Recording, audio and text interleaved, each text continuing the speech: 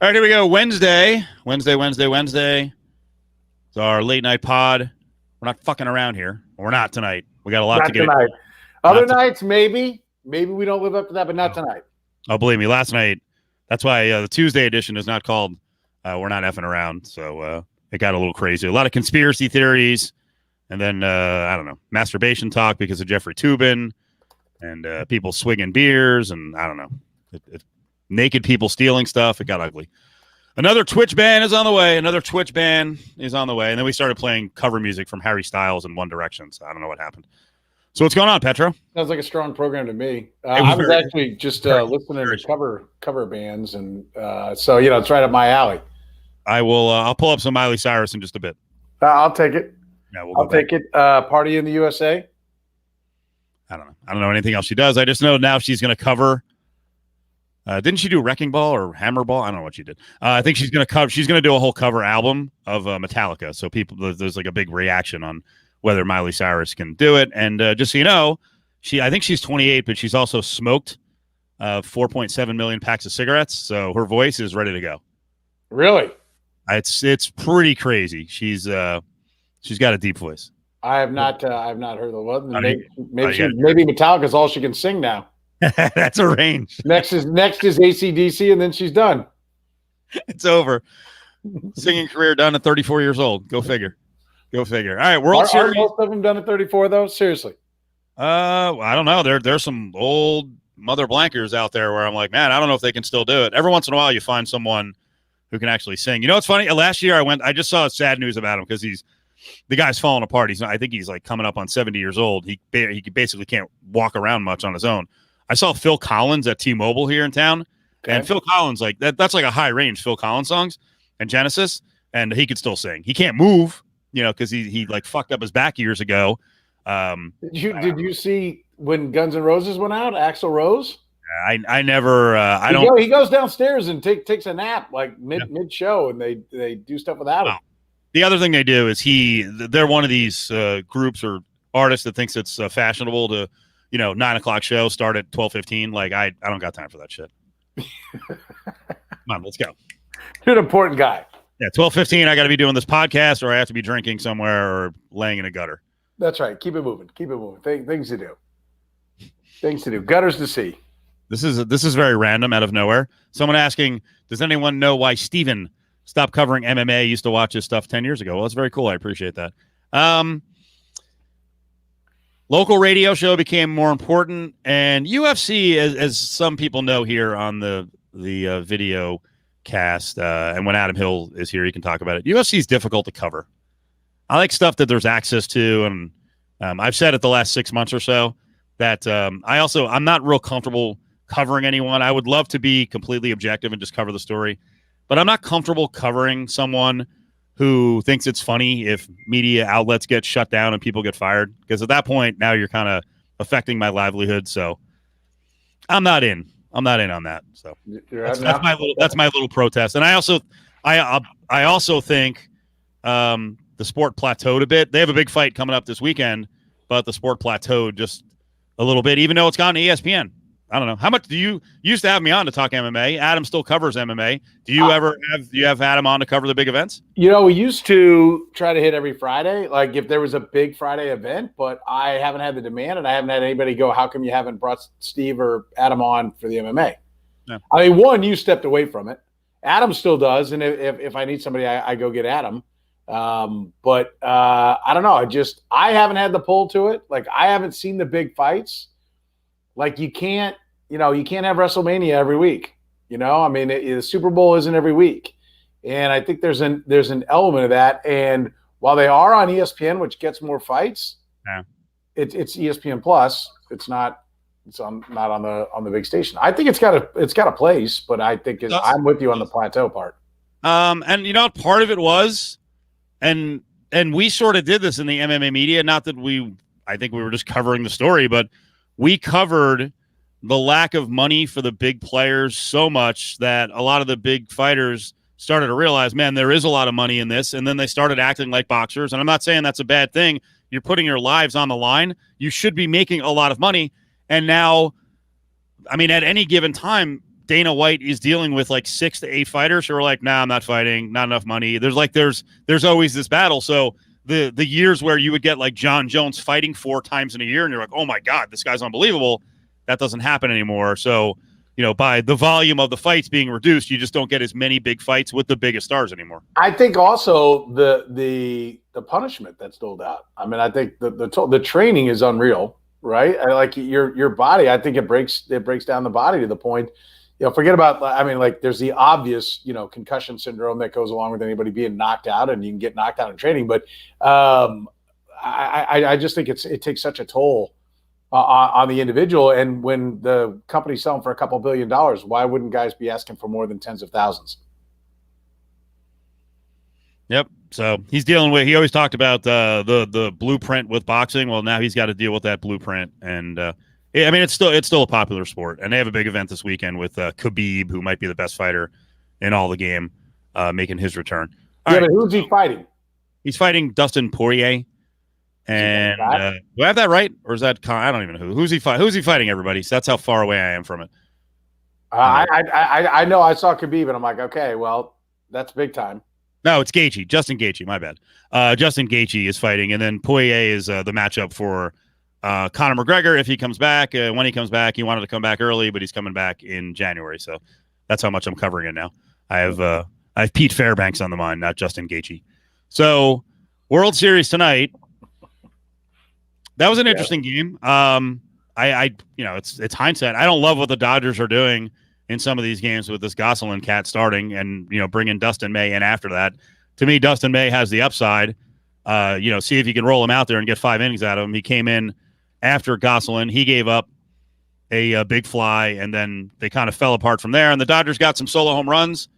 Couldn't get all the way back in the game, and they had a chance in the 8th inning with, their best hitter up there in Bellinger against – I mean, we got to say it about the Rays. They're a brilliant organization. The Rays literally have like 7 8th inning guys. Like, I don't know if they have a true closer, but they have 7th. Like you look at every guy they bring in, you're like, God damn, that guy had like 6 saves a couple of years ago for this team. Like, he was the 8th inning guy here, and they just have all these 8th inning guys, lefties, righties, and then Loop came in and he's like throwing he doesn't throw submarine, but it's from down under, and he freaking threw a fastball, and Bellinger wasn't anticipating it, just stood there like a statue, and that was their chance. That was their final chance. The 9th inning was a disaster. Jeff Passan, who comes on with me each week, he said the Rays have an array, to put those 2 words that close together, but an array of guys that do one thing really well, and then they put them in the spot to where that one thing can shine. And I think that's, I think that's adequate. I think that's an accurate portrayal. We're going to see, game 1, it's funny how the narrative changes. Game 1 is about Mookie Betts and Clayton Kershaw and how they made almost as much this year as the entire Rays payroll. So it's like you have to have stars to win. Then the Rays come back and do what they do and get the win. And, now the narrative is, oh my God, they have so much great pitching. And I think they do. And I think they built the depth of pitching. I think a couple of things work for them. One, the expanded roster this year, they maximized. I think what the Rays do, what they've kind of taken the baton from Billy Beane is like, what are the rules and how can we maximize it? So you expand the roster and they get more ways to get guys out. Yep. They get guys who are pretty good with the bat, but they say you're just not going to beat us scoring runs. And so I think it was a great strategy for this year. But I'm going to say this. I don't know that the Rays are sitting here in the World Series if their days off. Right? Because they have played all series. Maybe they would be. Maybe they'd be even more dominant. And I'd listen to a Ray guy try to explain that to me. But the one thing I've been watching is, we played a 3-game, a 5-game, a 7-game, and now a 7-game series along the way, and there were no days off. The first day off is tomorrow. So when you have that depth of pitching and you've already built guys to go a couple innings here and a couple innings there, you're built to do that. The traditional way was you get there, you get to the postseason, then what you do is your 1, 2, and 3s pitch, and your 7, 8, 9 inning guys pitch, and that's it, man. Maybe if something goes horribly wrong or you got to kill off a game, you go to some of the other guys. But I think this will be interesting to see what happens after the bye. But I also think one of the things the Rays have done is more than even the A's, they have gone completely analytics. So there is no emotion in it. Although why Tyler Glasnow was in the game as long as he was, when you're the team that knows when to go get the hook and you left him out there to bury that game But when you had guys, now maybe there's somebody there saying, no, we were saving X amount of guys for the next day. And if we lose game one, fine, but we're not going to bomb game two in game one because our plan was to go through, Snell, Anderson, Fairbanks, Loop, Castillo.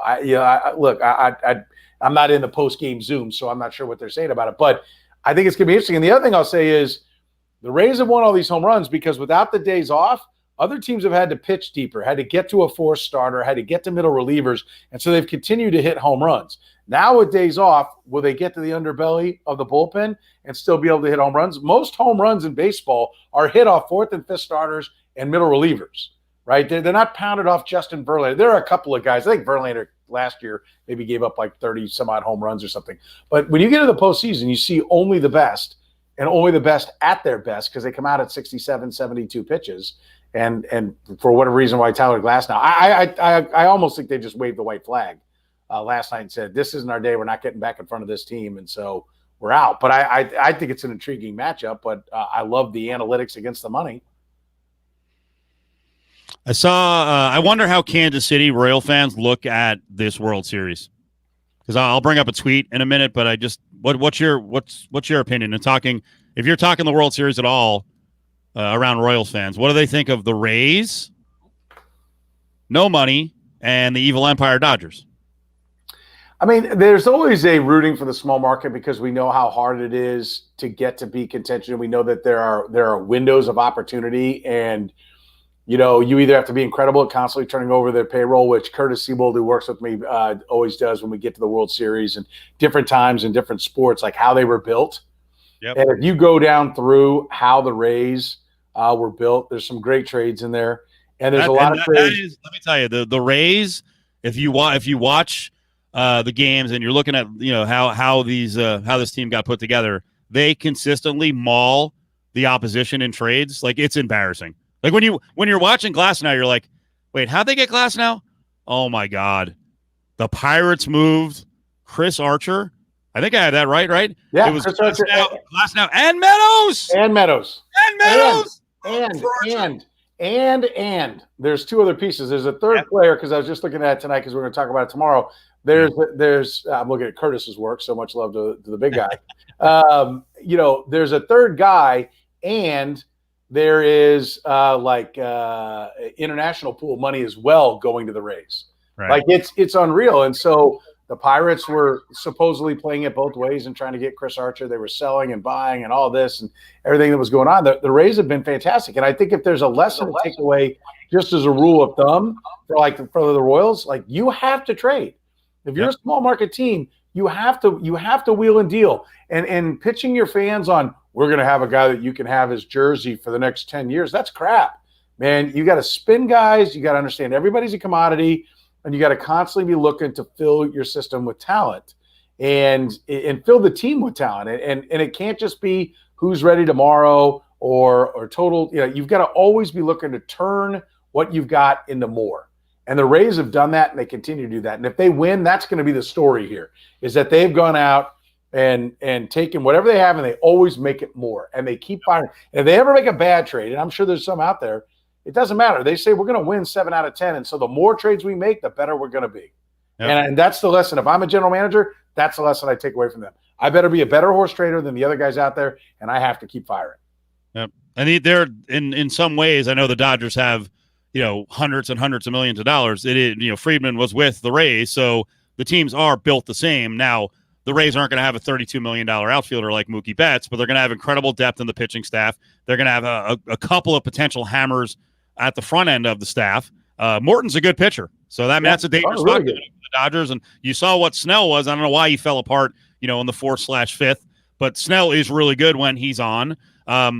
So I like the matchup. I'll just say that, over the years, you and I have gone back and forth on small market and team building and all this and money. And if I were a Royals fan, I would actually look at the World Series, not hating the Dodgers and all their money. I would actually be really fucking pissed off that the Rays are so good and so consistent. Like, why can't we be that? Well, how about this? Why can't we be the Twins? Well, first of all, the Twins were down for a decade. So, they're up after a lot of years of being down. But they're back now. Now that the old man died, they've gotten it together. They have good depth. And what I love about the Rays do it a little bit, but the Twins really do it well. what I love about the Twins is after everyone rods up and the Betts are gone and the $17 million a year pitchers are gone, there's a middle class of baseball that are just sitting there, and the Twins are like, okay, here you go, and they're like, you look up, you're like, wait, they just got 6 guys who should be like $15 to $20 million players. They're all making 6 to 8. That's where you bring up the Mookie Betts thing, and it looks fine now, but tell me in year 8, 9, 10 on those deals. Dude. I mean, I hated the Albert Pujols deal. That was the most insane one because he was already well past 30 when they inked that one. But all these deals, particularly the pitching ones, wait till these pitching deals start blowing up. The $200+ million on guys, they all get hurt. And we had that. We had Mike Hampton and Kevin Brown and all these guys back in the day getting big money. And then one by one they got hurt, and then everybody shied away from giving the pitching deals. Now they're all back doing it, and they just need to get burnt a few times, and no one will do it. And I'm with you. And I agree. And listen, the Twins were down. They came up when the Royals were winning. Everybody was talking about how not only did the Royals have it figured out, but they also had it figured out how to win in the postseason. So, like, wake me when the Twins make some noise in the World Series again, because they haven't won a postseason series. Right, they haven't won a game. I get it.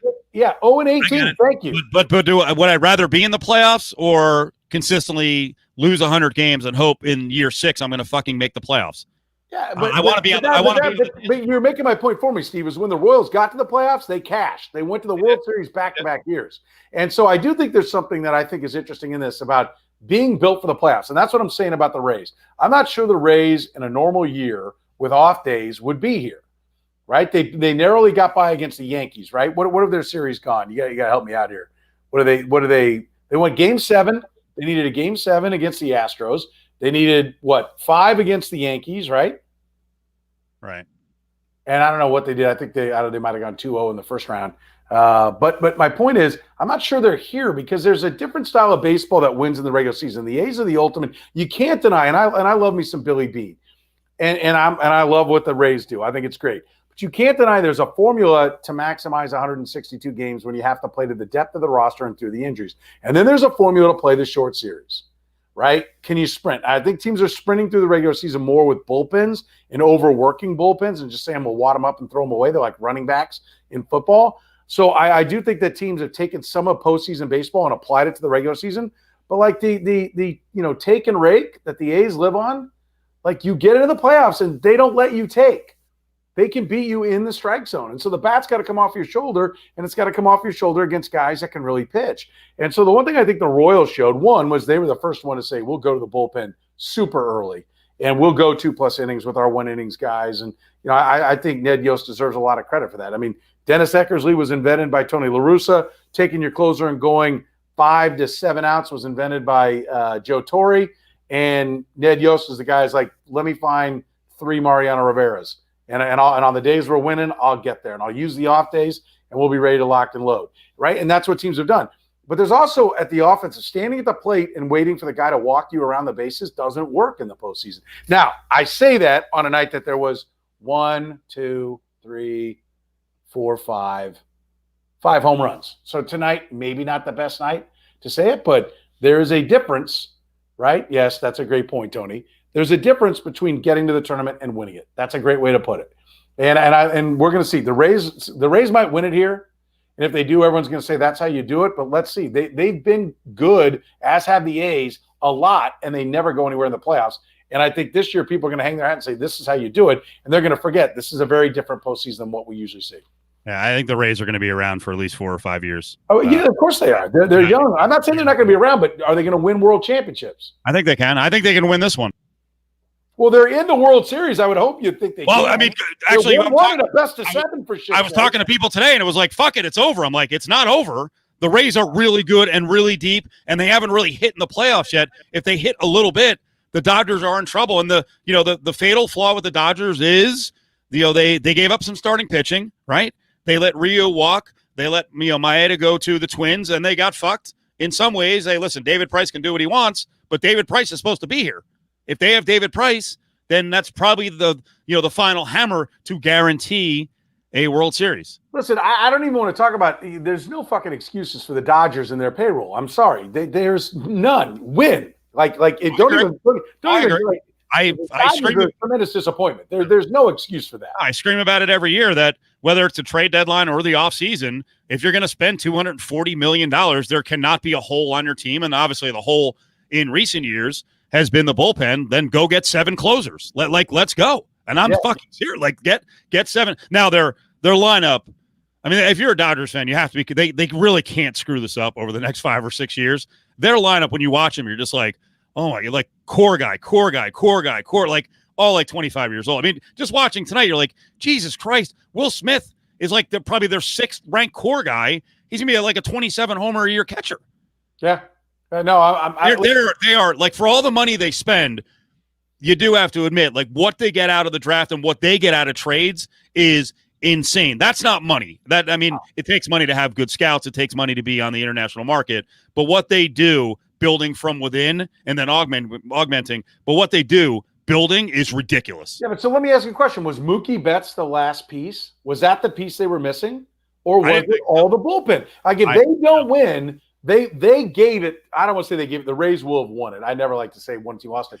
But, like, you knew what you needed, and you didn't go out and get it. And the Rays have everything you need.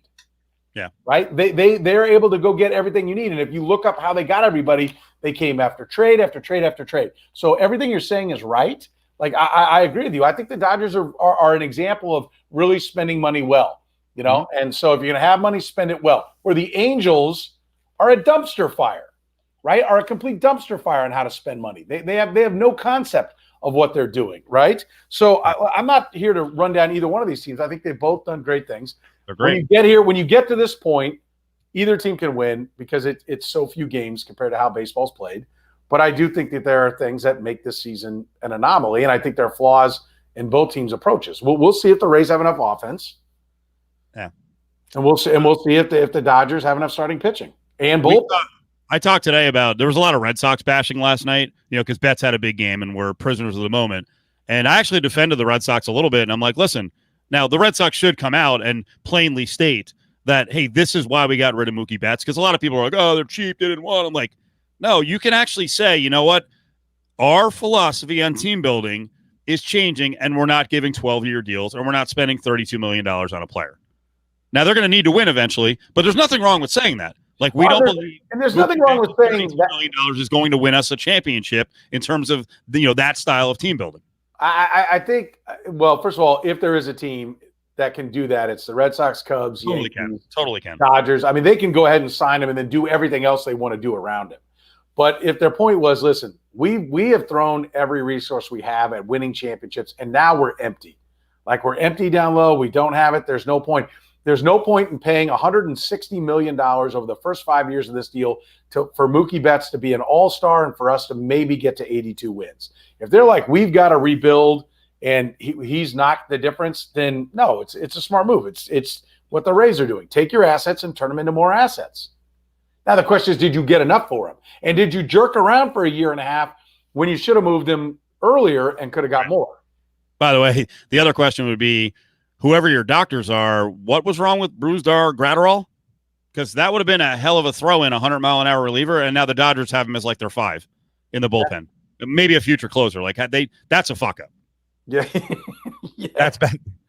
Well, and it's like, look at the Rays. Like, everyone laughed at the Rays for the Jose Martinez deal, right? And to hear, and again, I quote Jeff Passan, he's like, he called them and said, like, what are you doing? Like, Jose Martinez, like this, they're like, this isn't the Jose Martinez deal. This is the Arizarena deal. Yep. And they're like, he's like, what? He's like, no. This is the guy. This is what this deal is about, is this guy, not him. This is who we're all about. So that's where, like, the Rays are the smartest kid in the room. And they called their shot before. This wasn't them telling Passan's story. This is Passan, like, back when they made that trade. They're like, no, you're looking at this trade wrong. View this trade through the eyes of Arizarena, because that's the guy we're trying to get. I'll make one more comment on KC area fans, because this one annoyed me. This is a tweet I was referencing. I'll punch it up here. A Kyle Rohde said, go Rays. There's nothing as boring in baseball as the richest team failing, signing one of the top 5 players in baseball, then winning the following year. He actually didn't list, or he didn't list what baseball team he's a fan of. But that small market, hey, I'm not going to root for the big boy thing annoys me, especially when I click on. Why does it annoy you? Do you ever root for the small market team? No, you constantly think that the world is out to get the big market teams. I don't think every big market team. I don't think the world is out to get the big market teams, but I'm also not going to sit here and be anti-American and root for the fucking quitters who use excuses. We're here to spend money and fucking win. We're Americans, right? By the way, many Midwesterners, that's sort of the way they look at the rest of the world. And on top of that, this dude going, I like the little guy. Hey, motherfucker, it says you root for Kansas basketball. Is that a little guy? Who has history and continues to buy themselves? No, that's amateur athletics, Steve. Get the fuck amateur athletics. It's totally different. Amateur athletics. It's the tradition. It's the history. The Dodgers are an evil empire, but Kansas basketball is not an evil empire. Okie dokie. Yeah, okay. Sorry, man. That gets me. When I see Kansas fans are like, we love the little guy. Is that right? Because it doesn't seem like those are the standards with Bill Self. Because if Bill Self doesn't do whatever he has to do, little cash handoff to people, maybe not directly, to make sure that Kansas is good, then people are pissed off about that evil empire not winning. Here we go. Okay. Yeah. I grant you, Kansas is the evil empire of basketball. They're one of the evil empires. They're one of them. North Carolina, Kentucky. You got the big shoe companies behind them. Wichita State. Not one of the big boys. No. They have Coke money behind them. Yes. Coke or now Coke singular, but. By the way, I haven't really gotten into this, and I've seen a couple of the things about Greg Marshall just being a tyrant. As a male athlete, everyone put on the earmuffs if you've got delicate ears.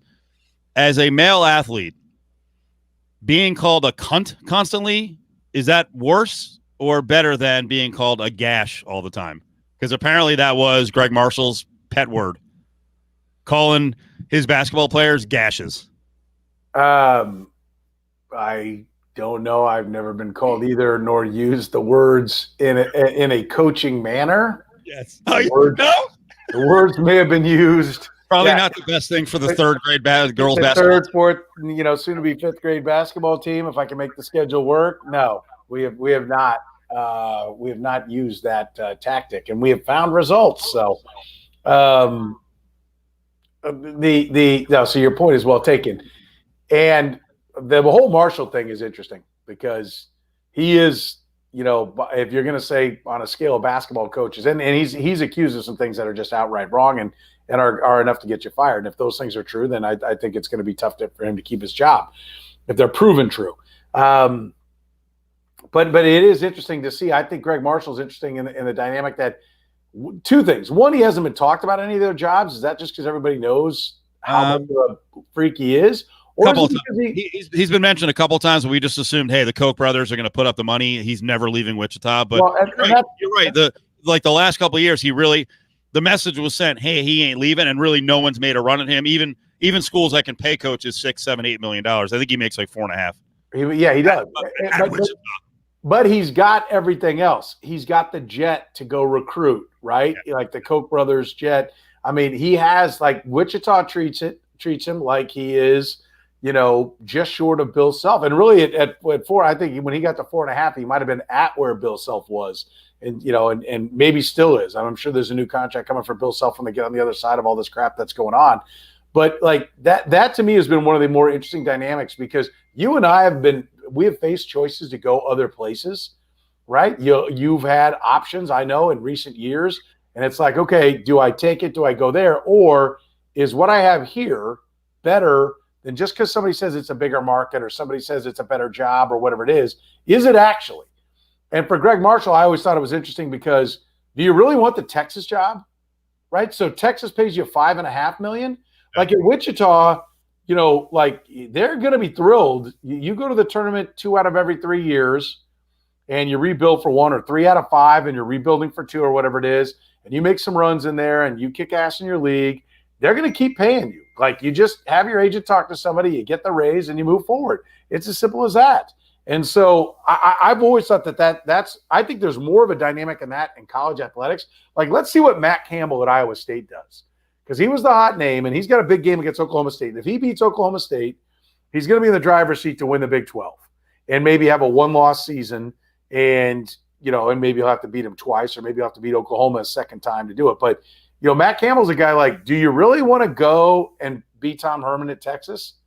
Right? Like where Tom Herman might have a 10-2 season and everyone's going, what the hell is going on? Like, I think there is something to be said for the jobs that while you might not ever have the ammunition to win a national championship, the fact that they understand what you're giving them and they can be happy with you and you can have some long-term security. I think there's a new dynamic. The money's getting so big, even if you're at a second-tier job, that people are like, well, why do I want to jerk around with USC, right? Yep. And their expectations. That's not Texas, it's not as easy a job as people think. It's not an easy job. USC has a little problem with their dedication to all sports. Football, yes, they're mostly dedicated, but then all of a sudden, the other basketball is kind of like, Texas is a great example. Shaka Smart, it's like it's a year and a half in, not right now, but a year and a half into it, they're like calling for his job. Like, do I have any time to build it? Like, relax. And he's been underwhelming, and I also think there's probably a racial element to that one too. But yeah, the grass is not always greener. I think the great example is, and I'll kind of tie it to Marshall. I'm not saying this guy's a tyrant like Marshall. The other thing you don't deal with at Wichita and say Gonzaga and Mark Few is you don't have to deal with the media, right? You don't have to deal with the media. Like, no one questions you ever. I saw Mark Few at last year's West Coast Conference tournament. Like he wins the tournament, everything's Gonzaga good. Coach, for people who don't know. Gonzaga, yeah, the coach at Gonzaga. He's got a national championship level team. COVID fucked it up. And I watched him like just be a cunt a couple of times to the media. And I'm looking around, I'm like, why are you taking it? Who the fuck is this guy? So I'll give you. Have you heard my Mark Few story? He's just a total jerk off. But you know why? Because he can be that way, and that's one of. Like, no one questions you in Spokane, Washington, and freaking Wichita. And so what? You're not making 6, but you're making 4.5, and you still have probably the same. And you're never getting fired. You're never getting fired because they're thrilled. Maybe out on your ass. You're making 4.5 forever. Sign me up for that gig.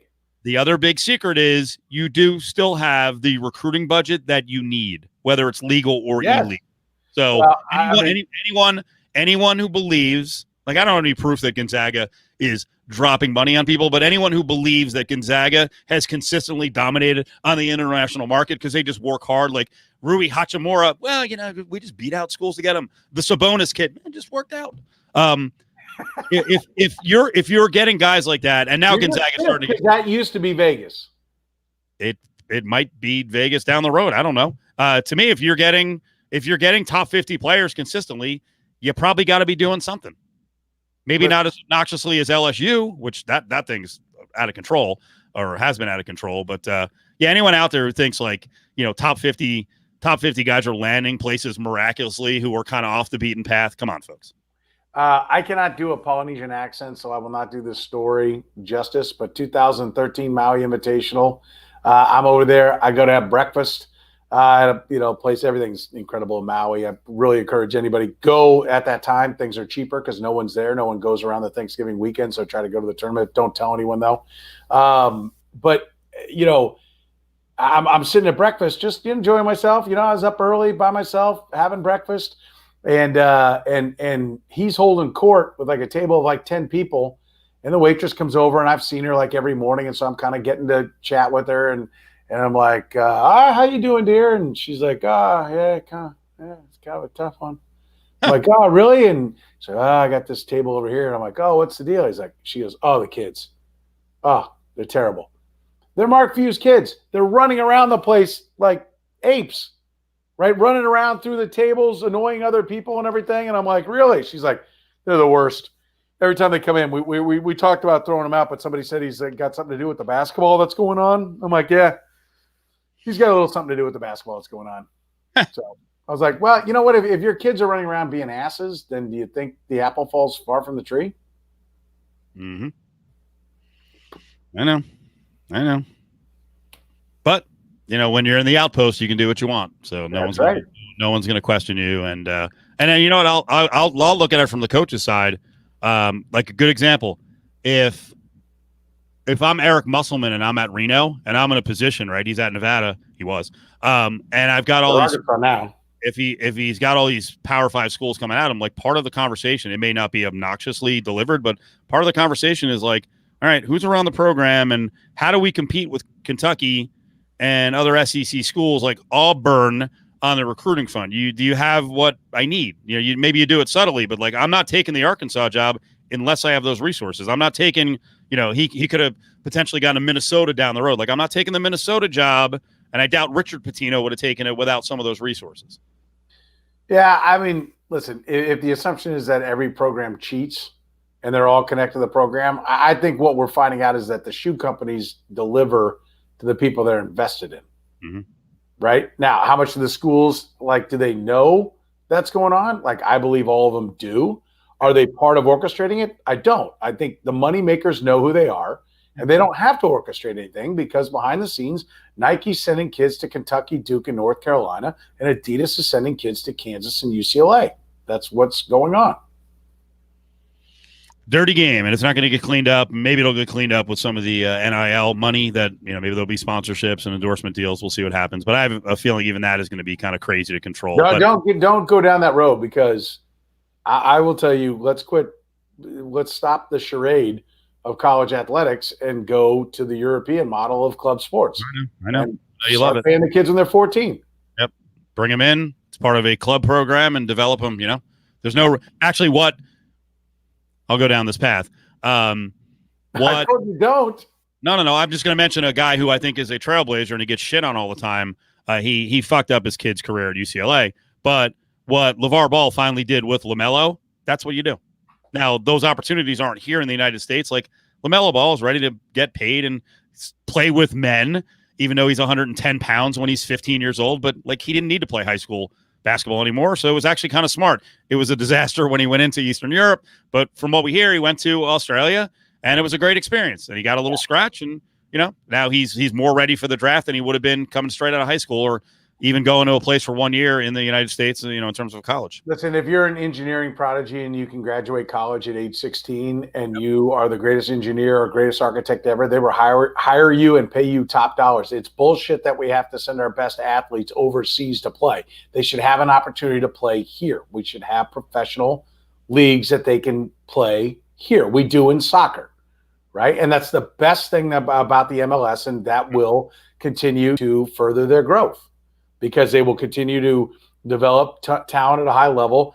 It'll be a process of selling them off to European clubs at age 18, 19, 20. Sporting Kansas City has a kid who's been playing on the team since he was 16. He's 18 now, Gianluca Busio, and they're eventually going to sell him off to a team over in Europe, get $7-8 million. They'll invest in. They've got more young guys. They just signed another kid off their team that's been in their program. That's the direction it's going to go. And that's the way it clearly should be in basketball.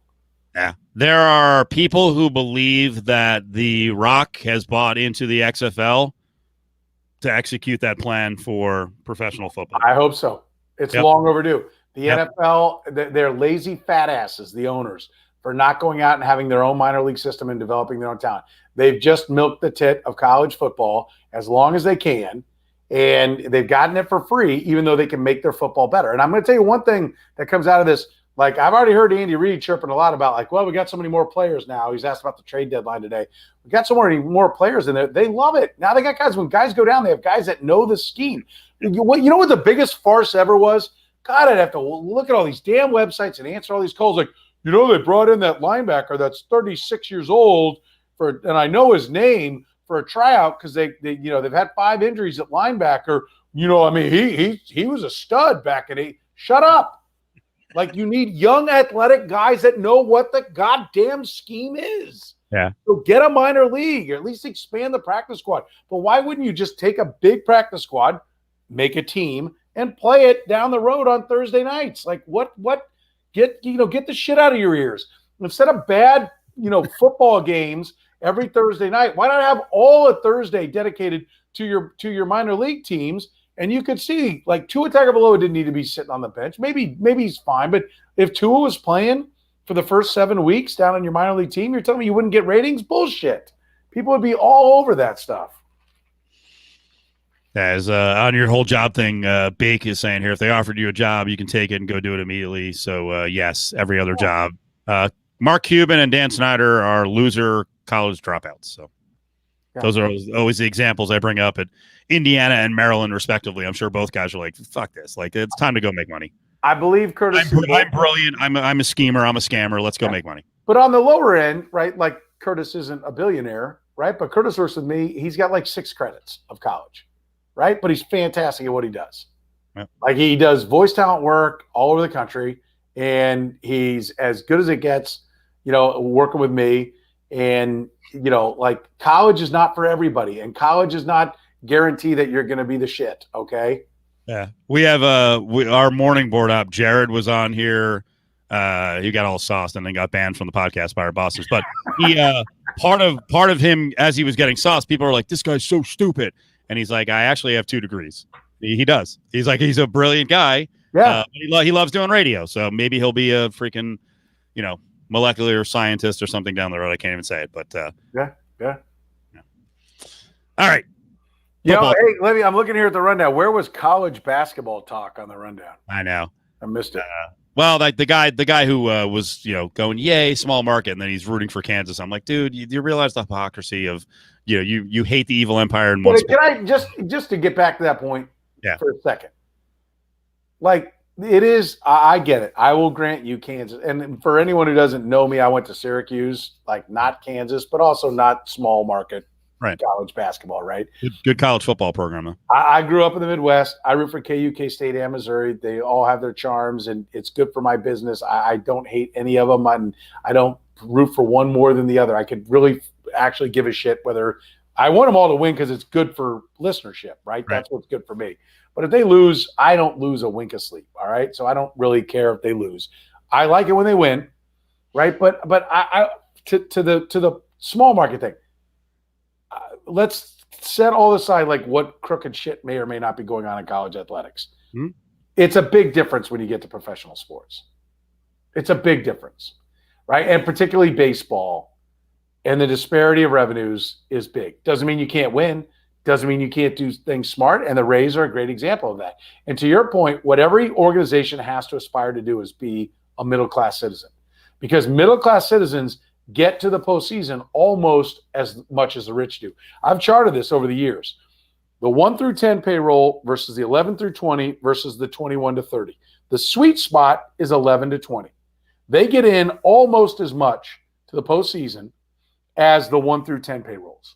1 through 10 is dangerous territory, right? You don't want to be there because when shit goes wrong, it goes wrong and you pay a big check, right? You're counting on that free money that comes with the playoffs and not paying the players any real money anymore and getting all the free revenue. So, like, I get it. I understand that, like, you got to spend money to make money. There's all these things. And to the Royals' credit, in the midst of their 5-year window of 13 to 17, of which 14 and 15 were their 2 playoff years, by the time they got to 17, they had the 11th biggest payroll in baseball. So the small market shit talk from big market fans drives us a little crazy when we do overextend and we do pay and we do try to keep the window open. And there's this conversation like everybody's the Rays sitting there just playing off what their revenue share is.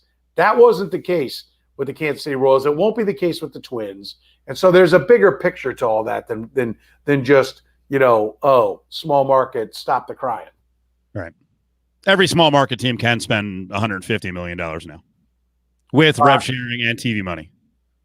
I mean, and if they draw fans, the Rays situation is unique because they have no fans and their stadium is the worst in all of baseball. That's why I get mad for Royals fans because you guys actually have fans. Like their fans would go out there and pack the place. Just give some hope and compete for 84 goddamn wins. We'll come close to 3 million fans if we're winning. Yeah. Right. And so. Yes, I agree. And if we had a retractable roof downtown stadium, I think we'd top 3 million. We'll put the attendance. The capacity of the ballpark will be just around to where you could get to 3 million off a full season, and that's about what it can handle. But if you didn't have to deal with rainouts, the regionality of the Royals with Omaha, Lincoln, Des Moines, it's towns around Springfield, Oklahoma City, Wichita.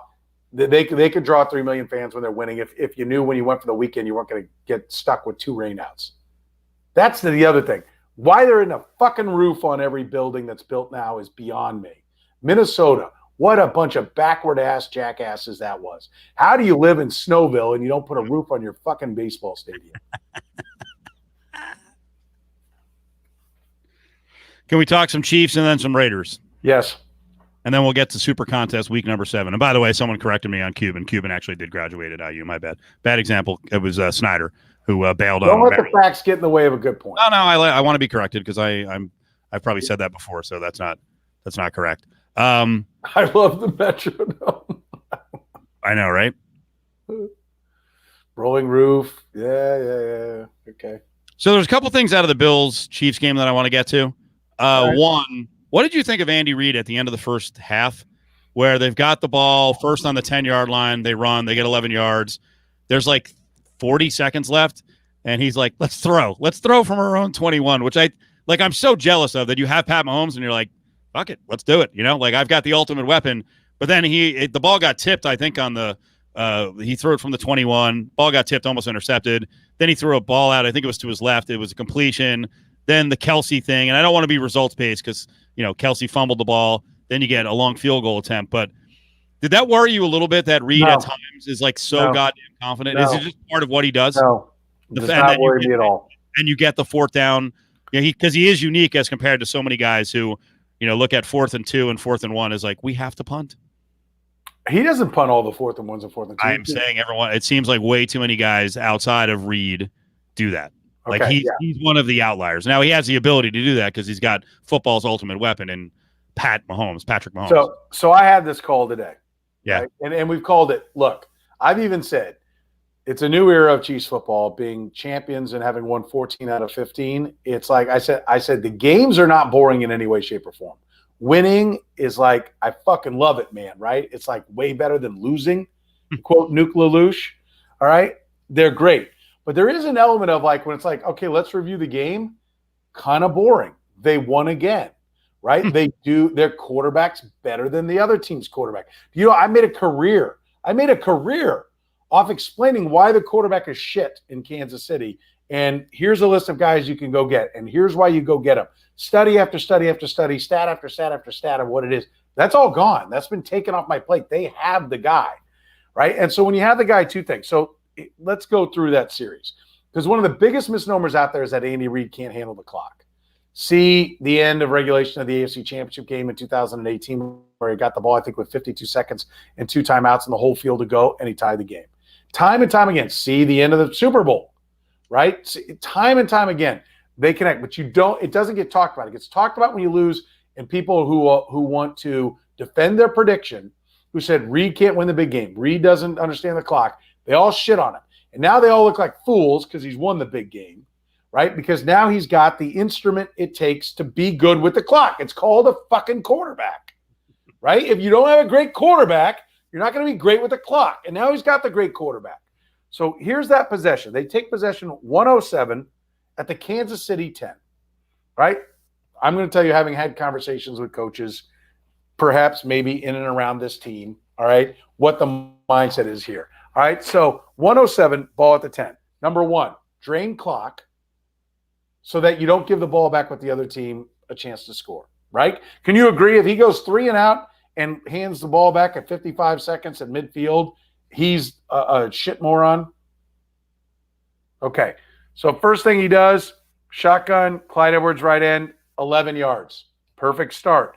You burn some tick, tick, tick, tick to where now we're going to go, and you're thinking field goal here. And if somebody pops a big play and you get a touchdown, great. But you tick it down to 40, right? No huddle. You run up after the play. You get 11 yards. They set it. From there, shotgun, he gets sacked for a 4-yard loss. He scrambles out over to the sideline, takes 11 seconds. He takes a timeout with 29 seconds. I had a guy call me today and say, well, when Andy Reid wasted 23 seconds before he took a timeout. I said, well, when was the 23 seconds? Ball snapped at 40 at 29 seconds. He took a timeout. Okay? Timeout there. Throw an incompletion, 29 seconds. But here's the thing about Patrick Mahomes. 5 yards is no different than 35 yards. It literally is no different. He can drop back, flick the wrist, and it's 35 yards down the field. Next play, right? Incomplete short middle to Hardman. Next play, Mahomes passed short left to Demarcus Robinson, passed out, KC 32 for 15 yards. So now you've gotten 15 yards. You've killed the clock, right? Takes a timeout at 16 seconds. Now, he's 2 throws away from getting a field goal. They completed to Kelsey at the KC 48. Butker routinely knocks through 70 in practice and said he was ready for 70. He hit 2 58-yarders against the Chargers.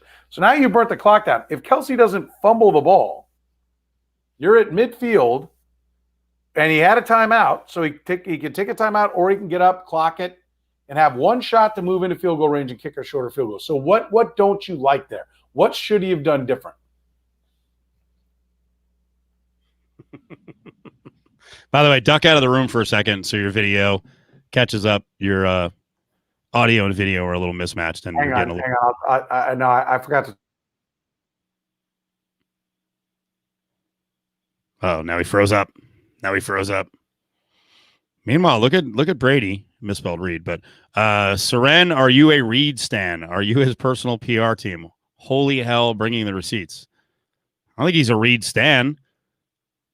I think he's got to take calls like this all the time, so he's making sure that he's got all the details. If someone's going to call in and say Andy Reid's, fucked up the clock again, and I hadn't paid attention to it that closely, so I probably should have fought Candy on this, but Candy was saying it on Tuesday that he thought that was an example of Reid screwing up the clock. My biggest thing was the fact that the Chiefs were so ballsy when they're at their own 21-yard line, which, if you root for shitty teams and you watch bad coaches and teams with bad quarterbacks, it's shocking to see someone is thinking. You heard what Soren just said. The ball's on their own 21. They're thinking field goal or touchdown with like 40 seconds left. Like, holy shit. That is insane. What'd you say, Brady? That prep is awesome. So much better than lazy host, which show up and wing it. Yeah, he's ready to go. Have we not learned that so far? Ryan Carl, Andy Reid has been one of the best coaches in the NFL for 20 years. So those are just the facts. You're right. And I think it was Brady said earlier, McNabb was a top half of the league quarterback. I don't know that he was a great quarterback. He was good. But I'm not a Chiefs fan, but we should actually appreciate what we're seeing now, because now what we've got here is an all-time quarterback with one of the best coaches of the era, like finally has the goods. We can see all the things that he can run as an offensive genius. And it's pretty cool. I don't think the Chiefs are unbeatable, though. I think there's going to be some spots. We just saw it with the Raiders, but this is where Soren and I disagree. I picked the Ravens before the season, which I've softened a little bit on to make the Super Bowl. Here's Soren. He's back. So finish up your point. Finish up your point about people ripping Andy Reid with the clock management. Real quick, important safety tip. Like if you're going to plug in to the what do you call it? Ethernet, the hardwire, right? Make sure it's not your printer. And because like the printer won't function as the Ethernet. So just something I just learned there. I plugged in the wrong cord. I'm sorry. Real quick, Left Coast Mike saying, was the Raiders win a fluke? Yeah, to a certain extent it was. It's one game. I mean, they did some good things, and I think the Chiefs were probably a little surprised by the impact that Ruggs can have on a game. I think the Raiders were probably surprised. I'm sure Derek Carr dropped back a couple times. He's like, oh, shit. Like, this is what we were talking about. Now I can unleash it. Yeah, it's a bit of a fluke. The Raiders aren't – I mean, I still believe the Raiders are going to, in 10 games, maybe the Raiders can win twice. But, we got to see what happens. We'll get to the COVID stuff. We got to see what happens with the Raiders with a more full complement of players. They have a chance to be a pretty good team. Obviously, the defense is that's a mystery every week, but they did well enough defensively against the Chiefs. And they got more than enough out of the offense to win the game. I think, I see the one thing that says, Chiefs defense looked like ass against the Raiders. It did, and they all admitted it. I think that's a fair point. And so, listen, this is what I would say about that game. Is it a fluke? It's not a fluke. The Raiders made it their Super Bowl. They took the buses and took a victory lap around the stadium afterwards. It had been there, which, by the way, thank God for a bye week, or I wouldn't have given a shit if Shawnee Mission East High School were playing the Raiders the next week. I would have taken the other team because they left it all out there. They said on the broadcast, John Gruden said, I'll do anything to win this game. That was their Super Bowl. And the Chiefs were coming off the Pats, which doesn't look like a big game now, but was a big game then, and had the Bills, who were undefeated, as the look ahead. It was the ultimate trap game. And I think it speaks to the NFL. Even if you're the best team in the NFL, which I think the Chiefs are, yes, then you have to bring it or you will be beaten. The Raiders aren't a bad team. I've been telling you and Adam that all year. They're not a bad team. I don't think they're a bad team. If you half-ass it, that you're going to get stung. I worry massively about the defense week to week. And we'll see. They've tried to make some additions. Hopefully they get healthy with Arnett and he gets past his COVID and his wrist gets better. The Raiders are like a lot of teams around the NFL. If they make some plays here and there and they're a little bit more consistent, they can be upwards of a 9-win team, maybe even push to 10. If they don't, then they're a 6 or 7-win team. There's probably 15 teams around the league. If they, screw up a couple of times, don't deliver, they're going to lose a couple of wins. So the Raiders are in that zone. They're feeling good about themselves right now. Yeah, no, I listen, and that is scary, but the Bucs are a team that should have their full attention. So I think that's a good sign for the Raiders. But no, do I think it was a fluke? It's not a fluke. It's the NFL, right? The best team in the league is in every year but 2 is not going to go undefeated in the regular season. There's going to be a day where it shits on them. As far as their defense, they have had this is the little quiet kept thing. Going into the game against the Raiders, they were the number 3 pass defense in the NFL, and they've had a revolving door at corner, and they don't have any big high-priced corner. Rashad Breeland spent 4 games out, suspended. L'Jarius Sneed, a 4th-round pick, was playing like a first-round pick. He broke his collarbone and was out. Charvarius Ward, who would have been considered their number 1 corner coming into the year, broke his hand and missed 2 games. So they've had a revolving door at corner, yet they had the number 3 pass defense in the NFL. And by the way, pass defense way more important than run defense. And they have the best quarterback in the league. Yeah, we're not shitting our pants here in Kansas City because we lost to the Raiders. So I noticed early in the game, Mitchell Schwartz goes out, and you're like, well, if you're on the outside looking in, you're like, oh shit. They performed just fine without him. I wanted to ask you, is he going to keep his job? And is there something going on with Jeff Schwartz and the Chiefs and his analysis and his brother? And I don't know. Have you guys talked about that locally? A little bit. I don't think there's any way. Jeff Schwartz tries to act like he's not talking to his brother all the time, but I think there is clearly some insight given to Jeff Schwartz. That's where it's dangerous to me, because at some point, if Schwartz keeps busting the horns of the Chiefs and going after Pat Mahomes a little bit, like naturally everyone's going to be like, Mitchell, what are you fucking telling him? Right. There's some shots. Like I asked Patrick Mahomes today if, I think he's got a lot of that Jordan. Remember the story in The Last Dance where Jordan, who's it, LeBradford Smith? He made up the shit about LeBradford Smith talking shit to him so he could go just blow him up.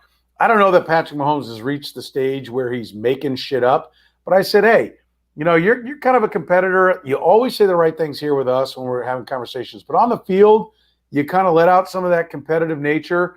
He goes and plays Chicago last year, and he throws a touchdown against the Bears and Mitch Trubisky, and then he goes like this.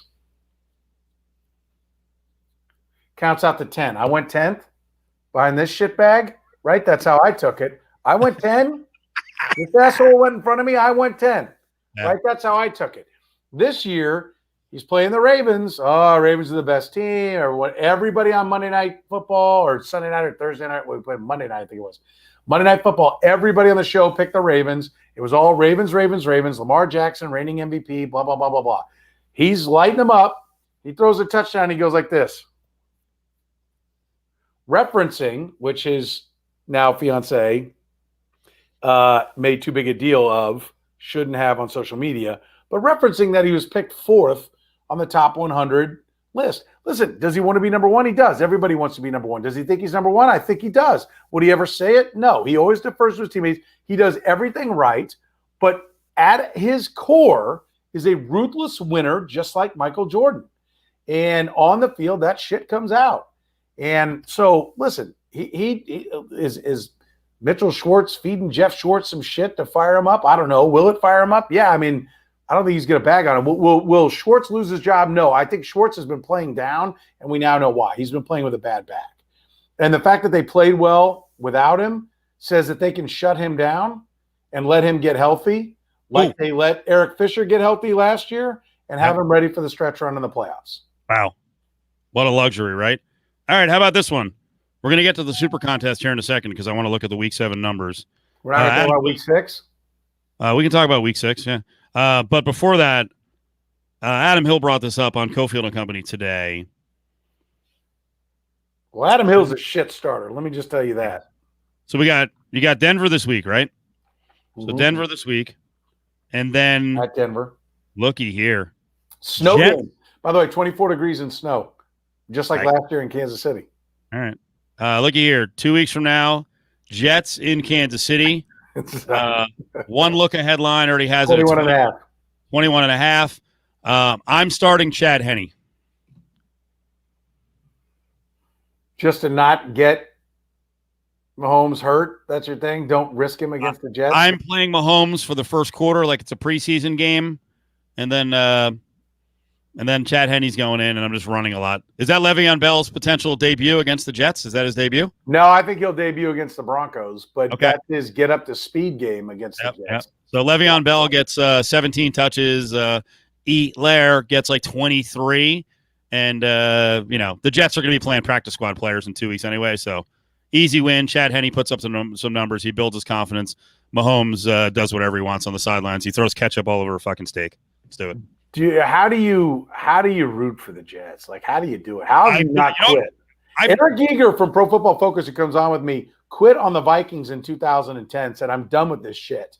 And he said, here's a team that I can drive to. He's living in Minnesota then, or maybe Wisconsin. He's like, I can actually drive. I'm not going to become a Packer fan because everyone's his wife was a Packer fan. I think that was the deal. And she's like, we got to find a team that we can root for. We're not going to be against each other. And so they settled on the Chiefs. Like, you need to have that seminal moment. Nope. Where you eject on the Jets. They are JETS, shit. Today in particular was one of the great days in Jet history because today officially confirmed it that they get it. Like they made a second trade of the week. They're just dealing guys. The tank for Trevor's fucking. They're not playing around. After the Miami game of the weekend, they're like, Steve McClendon, someone want him. All right, you know what? McClendon's like, awesome. He just gets a rental car, goes from Miami to Tampa. He's out. Jordan Willis got traded across the country today. He's out. I'm telling you, shut down Darnold. Mekhi Becton doesn't play the rest of the year. Tank for Trevor. Go full bore. 100%.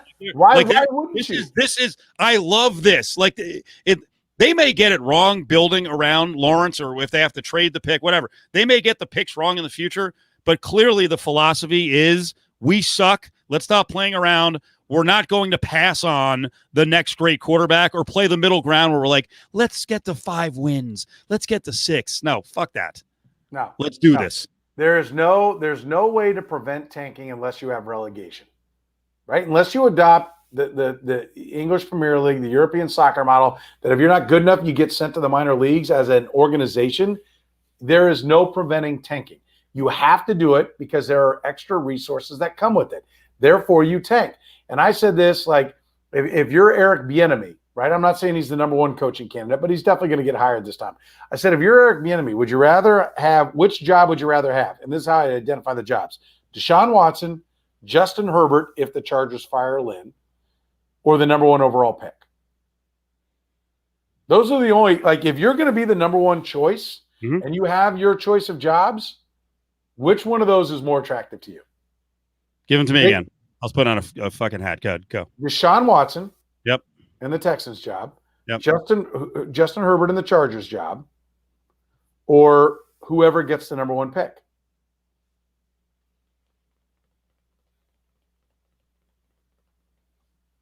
Not completely convinced that the Jets are going to get it right, but if they have the number one pick, so I guess it depends on which team gets the number one pick, but it's attractive, especially it doesn't matter. It does not matter who gets the number one pick. Because it's Lawrence. Because it's Lawrence, it's super attractive.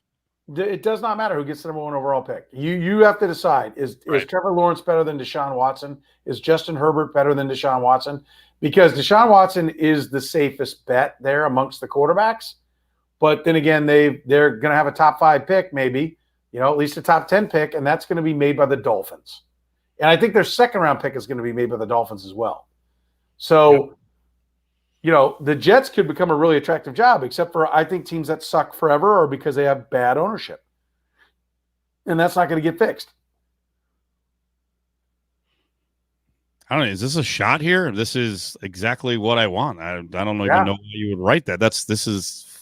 I will fucking tear up the house like after a win or two this year.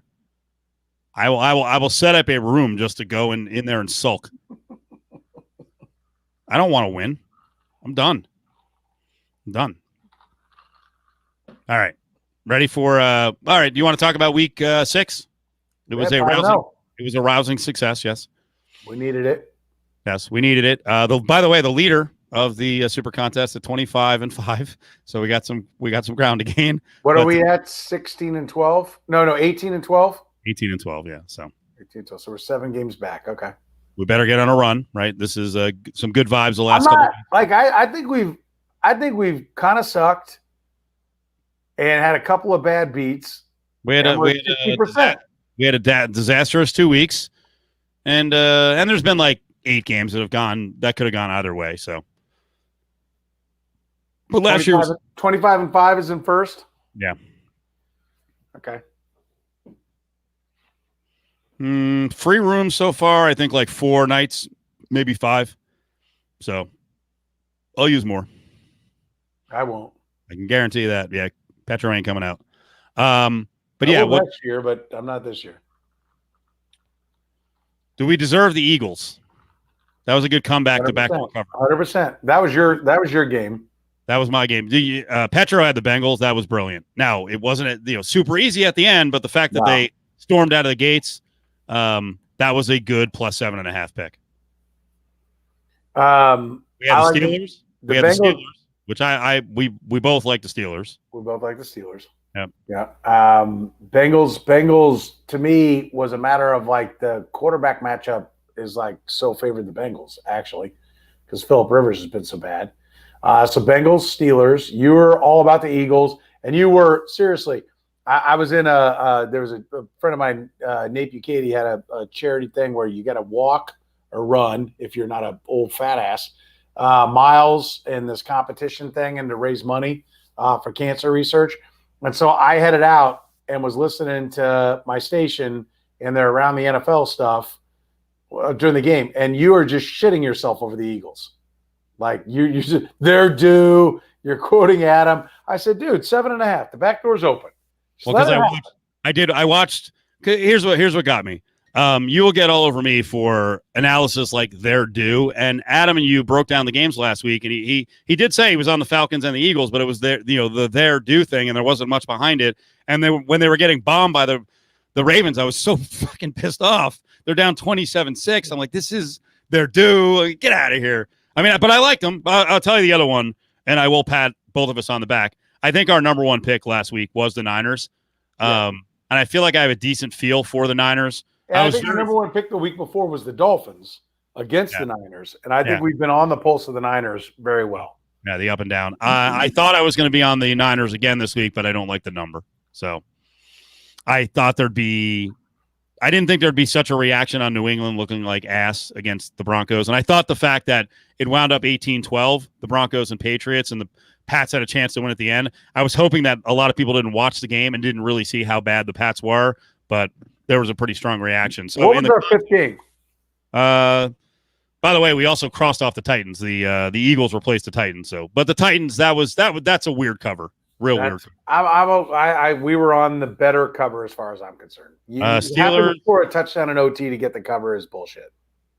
And you actually did 11:31 on Sunday on the Eagles. You did text me the back door was still open. Let's see. It was the week was the Steelers, the Eagles, the Bengals, the Niners, the Chiefs. Oh, the Chiefs, yeah. Chiefs, yeah. That's right. That's the other one. That was easy money. Soft or hard, Taco? Chicken or beef? Shredded? What's up? Pork taco, man. Little carnitas? I'm a huge carnitas. The carnitas tacos are the shit, man. I love them. I got so mad the other night. I wanted to go to like kind of a low grade Mexican place, and the SO talked me out of it. She made us go to another place, and I got like I don't know what it was. It was a taco and a chili relleno it was like $19. I'm like, this is the worst shit ever. And then the whole meal, she's like, "What do you think?" I'm like, "It's good." Because you don't want to ruin it. You don't want to ruin it. And by the way, that's where you're so much more smooth than me. No, I'd have just been like, this is shit. No, I didn't want to. She was having a good time, and actually, we just went on vacation, so I can't use the excuse like she never gets to go out. That was also, if you listen to Cofield and Company today, I was talking about my cheapness and like missing out on opportunities, and she's not cheap. She just loves to spend money. But that we're at this Mexican restaurant. She's like, "Ooh, I never get to have this tequila." And I was like, "Uh-oh, here we go." So she got a shot of tequila, and it was like $16, $18, and I'm just sitting there like, all right. That's good. You're such a puss. I know. My whole life is about the value play. There's no enjoyment in my life unless it's cheap and it turns out to be good. Otherwise, I'm not doing $16 tequila. We talked about the $27 hot dog down in Texas, and I'm like, I would never eat that hot dog. That's at the the Texas ballpark. But I'm like, maybe I'm missing out on something.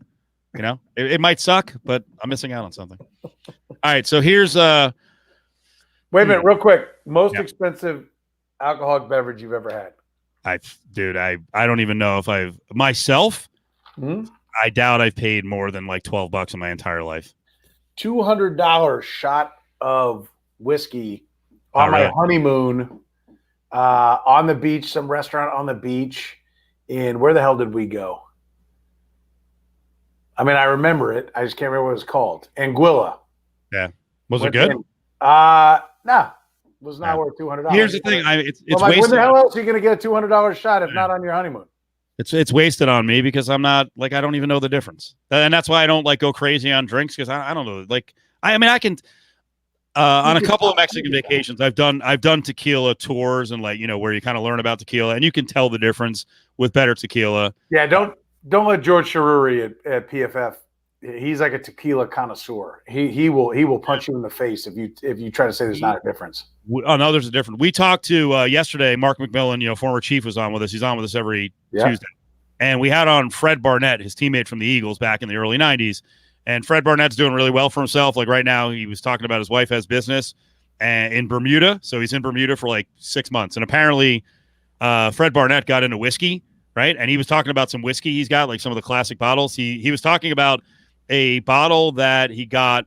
It's a whiskey bottle from 1966 that was actually in the barrel in 1955. Wow. Like, I'm sure for whiskey people are like, oh my God, that's like, nuts. Like, when do you open that? And I would feel so bad if a guy has, what are we, 2020 now, a 65, am I doing the math right? A 65-year-old bottle of whiskey and he lets me drink it. And I'm like, and you mix it with Diet Coke. Or it's one of those where like, he goes like this. He's like, or he smells it first. And I'm just like, shoot it, Yeah. No, I see you. Yeah, I'm not probably a Diet Coke there. Let me mix this thing up. Yeah, right. Exactly. All right. We're not going to play the Thursday game because we never do because you have to put on all your picks. The Eagles as a favorite scare the F out of me. I don't want to bet the Giants, but if I had to bet this game, I would take the Giants plus 4.5. I would take the Eagles. I actually think at some point they have to start coming together, so I would take the Eagles. So I'm with you. We're not going to play the game. Should the Eagles sign Antonio Brown? No, I don't think anybody should sign Antonio Brown. First of all, he's got some serious allegations against him, and until those are cleared up, nobody should be signing him. Should the Eagles trade a second and a fourth and take on $60+ million in salary for Julio Jones? Because I don't think he's going to fetch a first based on the money you got to pick up. Yeah, if he's healthy, yes, the Eagles are in a win now mode. But listen, at some point, you got to just run what you brung and, like, take the L, right? Like, do you really, like, I like the second and fourth, like, definitely not a first, but, it's at some point, like, they won the Super Bowl and they won it in a way that generally never works with a ton of free agents. And that's usually a recipe for disaster. And I think you've seen the problems since then, right? Like, there's not enough guys in-house. They need to maybe at some point admit we're not going to make the playoffs and start moving off some pieces that aren't part of the future for them for more picks and get younger and healthier. Like, at some point when you're hurt every year for 3 years, it's because you got hurt guys. You got old, hurt guys. Like, youth stays on the field. Old guys get hurt. And they're hurt every year. Like, the Chargers actually get young guys hurt. I don't know how they do it all the time, but like, if you're hurt all the time, like, look at your strength and conditioning coach, look at your medical department, look at your roster, like, what's going on? And they've been hurt for 3 years in Philly. Like, I'm tired of hearing about it. Get healthy guys on your roster. I was pro Julio Jones when we discussed this on Cofield and Company, but I'm thinking about it more now. Maybe I don't want to take on the Julio Jones money and I'm looking for 2 candidates I can add a receiver. I'll add at least one. I'll give a 4th conditional 3rd to the Jets for Jamison Crowder. Yeah, I'm fine with that. I mean, they could use a receiver, but you know what? Carson Wentz, listen, it's time to step up. The quarterback makes the receiver more than the receiver makes the quarterback.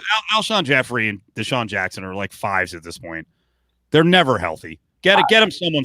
I agree. That's a flawed roster. I mean, yes, but also like hit the guys that are out there. And by the way, like there's a great Twitter follow. Did Zach Ertz break a tackle? Have you heard about that one? No. So yeah, that's like apparently a very clever follow. Big props to my PFF guys on that one. Did Zach Ertz break a tackle? That's like the best, like, you know, because he goes down when touched. It's flag football. Yep. But no, I mean, listen, they're a flawed team. And I'll tell you what, like you talk about Jets and Giants, who's worse? Like if the Jets will successfully tank and get the number 1 pick. Yeah. And even if they don't get the number 1 pick because Justin Fields and Trey Lance are in this draft as well, I think the Giants might be worse because they have 2 more years of shitting around whether or not Daniel Jones can play. When the Jets are at least like, okay, we're free. We need a new quarterback. We got to go get it done.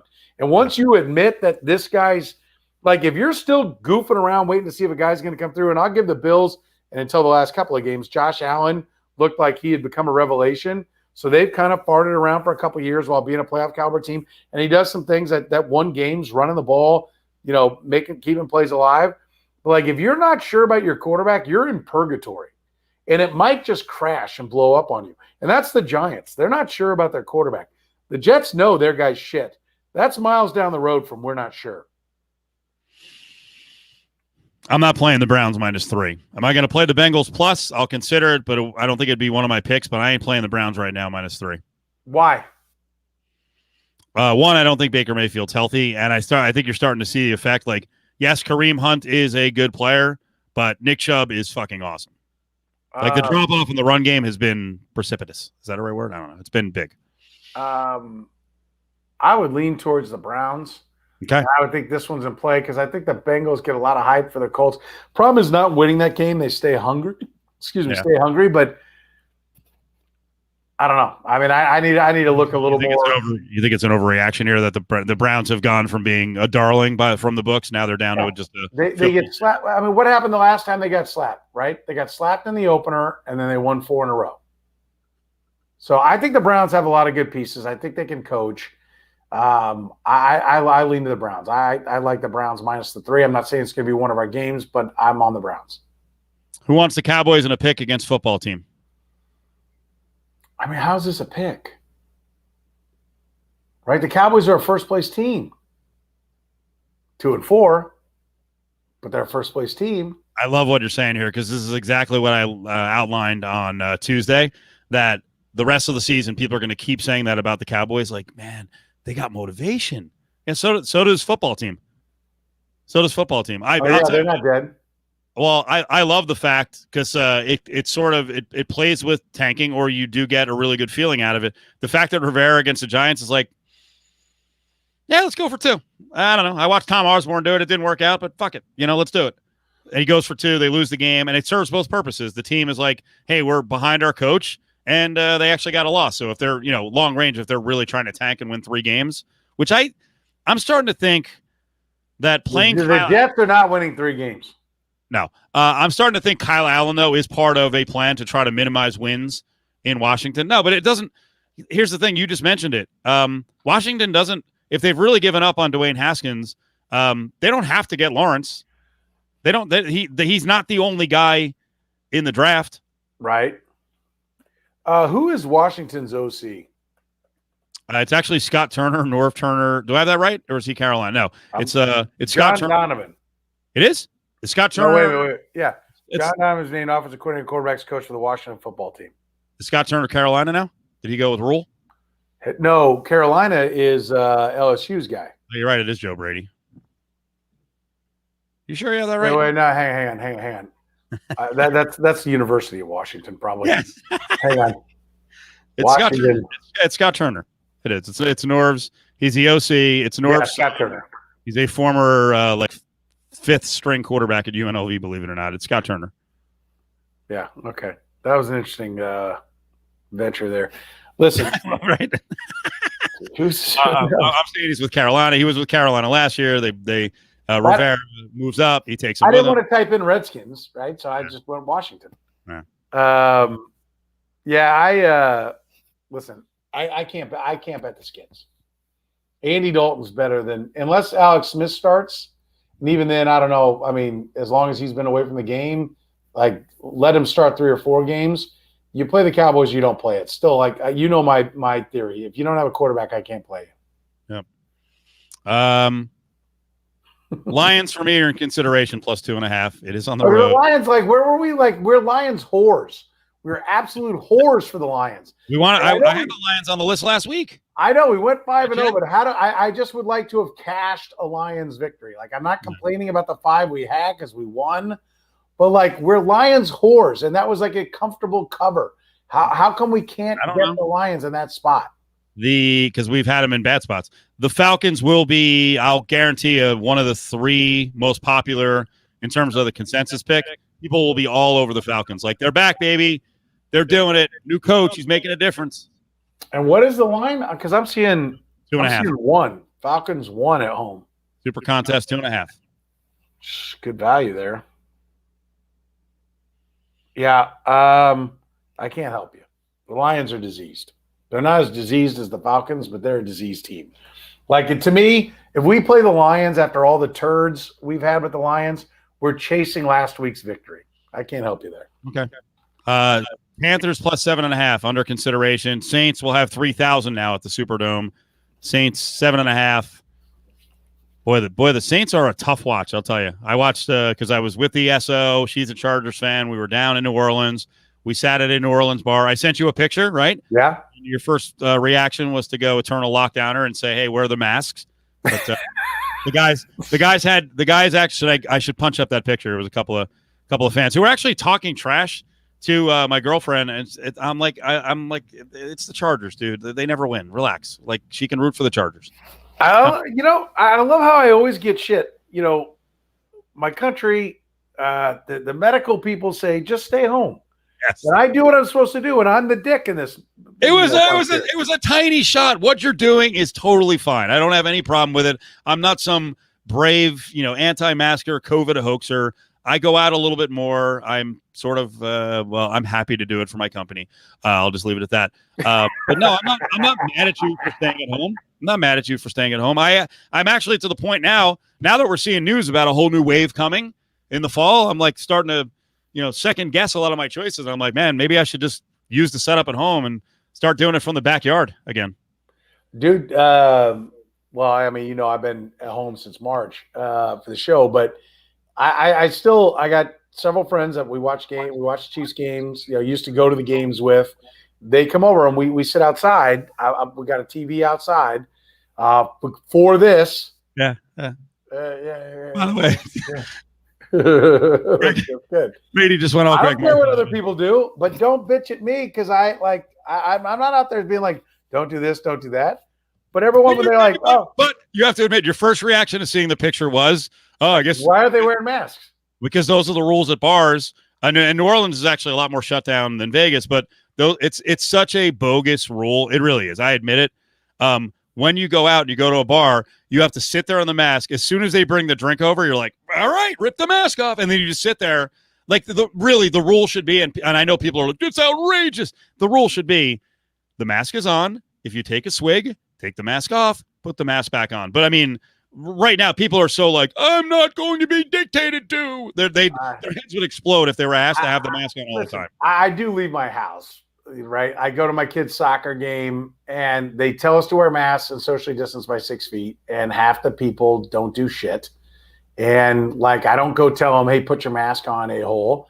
Like we go sit away from everybody. I got a 79-year-old mom that's coming to watch a grandkid play soccer. And we sit away and we wear our mask and I have my soda and I pull the mask down, take a sip and I put the mask back on. Like, you don't want to do that. Like, I don't give a shit. I'm tired of fucking dealing with it. Okay. Do whatever you're going to do, but get off my fucking ass for doing what I've been asked to do. That's all. It's pretty simple, right? Mm-hmm. Okay. I'm gonna grab these. I'm gonna grab this picture. I'll punch it up in a little bit. But I just said like they don't have a mask law, and you're like, no, it's like in bars. It's not like that in Kansas City. I'm like, I haven't been in a restaurant or a bar since March. What the hell do I know what the rule is? it's I'll admit it's pretty silly. You sit there for hours with no mask on because you just keep having drinks thrown in front of you. And again, I hate unknowing. Like I get it, it sucks. You're tired, whatever. Like this, but just don't fuck with me. Just leave me alone. And honestly, if if you got a lecherous nature, you should be wearing a mask anyway. Imagine if Tubin had the mask on the Zoom, they wouldn't have known who it was, right? As he was jerking off.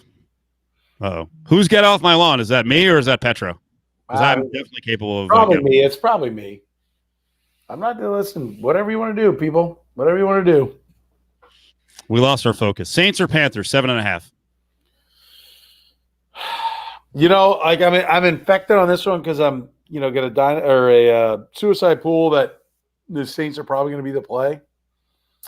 Because I don't want to burn the Chiefs yet. Really? I haven't used the Chiefs, and I want to burn them, and I want to burn them against the Jets. I want to find a spot on the road, and I kind of like at Denver on the road. My partner on this one, it's a pretty big one.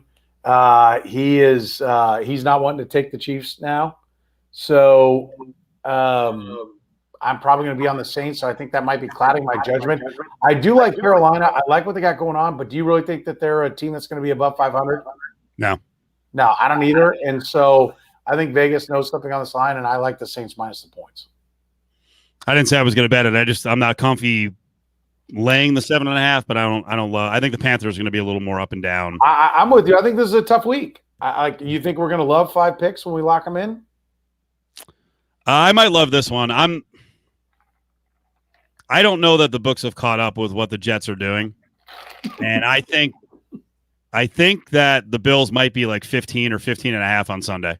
Well, I think I'm seeing 13 to 15 right now. What's the number? Supercontest number's 13. Bills 13 against the Jets. Yeah, I think we're going to be way beyond that. And I think the Bills, the shine's coming off the Bills, and they're tired of hearing it. They've dropped 2 in a row. Listen, the Jets are the get healthy. The other side is always a good play against the Jets. They're shit. But it is 13, and I never lay 13. Listen, the next week when it's 21.5, like Kansas City's never laid 21.5, and their biggest spread that they did lay was they didn't cover. So and I can see Andy Reid calling off the dogs, but at this with the Bills team that's still trying to make a name for themselves, no, I'm about the Bills. We might be on the Bills. All right, these are the two jabronis who were not wearing masks. And we're giving shit to your girlfriend, right? Yeah, this guy on the left is actually drinking a White Claw, which I don't have an issue with, but then you can't talk shit to the beer swilling, monster football friend in front of you who probably knows more about football and certainly her team than you do about the Saints. So shut up. Looks like he's got a little autograph in his hat there too. Oh, that's a guy that knows him some football. I'll tell you what, I'm blind. That guy's fucking blind, dude. You got glasses. How close are you gonna hold the phone to your face? Jesus Christ. And as Brady points out, Indian style. I know last night I got real weepy about the finale that I watched of Downton Abbey, but that sitting Indian style in a bar is a lot worse than me. Let me see. Remove the things like, that's no. Yeah. You don't get to talk shit with that setup. And then clearly the guy on the right, whether you know sports or not, is a future member of the company with Cofield and Company because it's pretty much the only guys I sign up to be part of the crew. So guys that make you look thin. Yeah, and they're having to get bigger and bigger. But yeah, anyone who is slimming to me is on the show. Like, by the way, Falcons suck. Have they had enough success to warrant you breaking out a shirt to, Well, here's the thing. From my vast New Orleans knowledge going there for 6 years, the rivalry between the Saints and the Falcons is gigantic. Like, they fucking hate each other. Really? Oh, okay. Yeah. It's one of those kind of unknown things around the rest of the country. So I don't think you know what? That's kind of like two flies square, a couple of gang wars of flies squaring off. Who gives a shit? I mean, they've both had some moments. They both had some literally just some moments. Yeah. I feel like the Saints more recently than the Falcons. They won a championship, but they perennially disappoint. They're everybody's pick for the Super Bowl every year, and they manage to shit themselves. Next up in the Super Contest, I mean, I'd be on the Packers. You know what? I'm on the Packers. So that's it. Yeah. Why is it 3.5? Because I think a lot of people are freaked out about the Packers getting their ass kicked last week. I'm with you. This is. I think I don't know. I got yelled at yesterday because I said my partner Adam Candy was going crazy about the Buccaneers, and I'm like, I think the Bucs are good. They have a good defense. I'm still not sold that their offense can be great. I don't trust Brady throw to throw, week to week. Honestly, game to game. I think the Packers there was a dead spot for the Packers. They got out to this quick start, and then Brady's like humping the air. He's doing some Key and Peele bit. And I think they lost their focus, and LaFleur got out coached. Yeah, but it happens. Shit happens. Like the Chiefs got out coached. Like the Raiders out coached the Chiefs. It happens, right? And so you come back and you lay only 3.5 the next week to a Bills team that's not as good, and you take advantage of it. And I'm with you. I'm on the Packers. Like that's an overreaction line. Cardinals at home getting 3.5 against the Seahawks. Seahawks. Yep. This is completely a reaction to. I think the Cardinals have a chance to win 9 games, but they still are a flawed team. They're going to pay for. Now I was going to say they're going to pay for. Chandler Jones being gone is going to cost him down the road. It's not paying. He got hurt. You don't just brush off a loss like that. I think they're getting way too much love. Just like the Cowboys have been downgraded too much for that Monday night game. The Monday night game was this is an overreaction to the Monday night game. How about that? I would agree, and I like this one even more than I like the Packers. Can Kyler Murray, who looks like he's running 375 miles an hour once he gets going, and his feet are all moving fast, can he destroy this defense? Yes, but will the Seahawks destroy the Cardinals defense? Yes. Like Russell Wilson's the real deal. I don't think this one's 31-3 Seahawks, but I think it is like the Cardinals don't keep pace. So I feel like you're developing a philosophy. If betting on good quarterbacks, yes, that's it. If you have one of the superstar quarterbacks and you're laying less than a touchdown, it's go time. Yeah, I mean, does that seem like a bad strategy? No. My betting history, I've always been apprehensive. I mean, obviously, this is one of those spots. Traditionally, we just talked about 2 games. If it's years past, 98%, I'm taking the Cardinals and the Texans at home plus 3.5. It's not even a question. Because you want to know why? You just do it, but not now.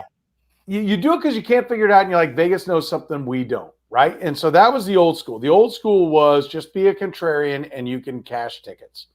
Right? If you can figure out where everybody's on, get on the other side, you'll win. They don't build 4,000-room hotel and casinos because they don't know what they're doing.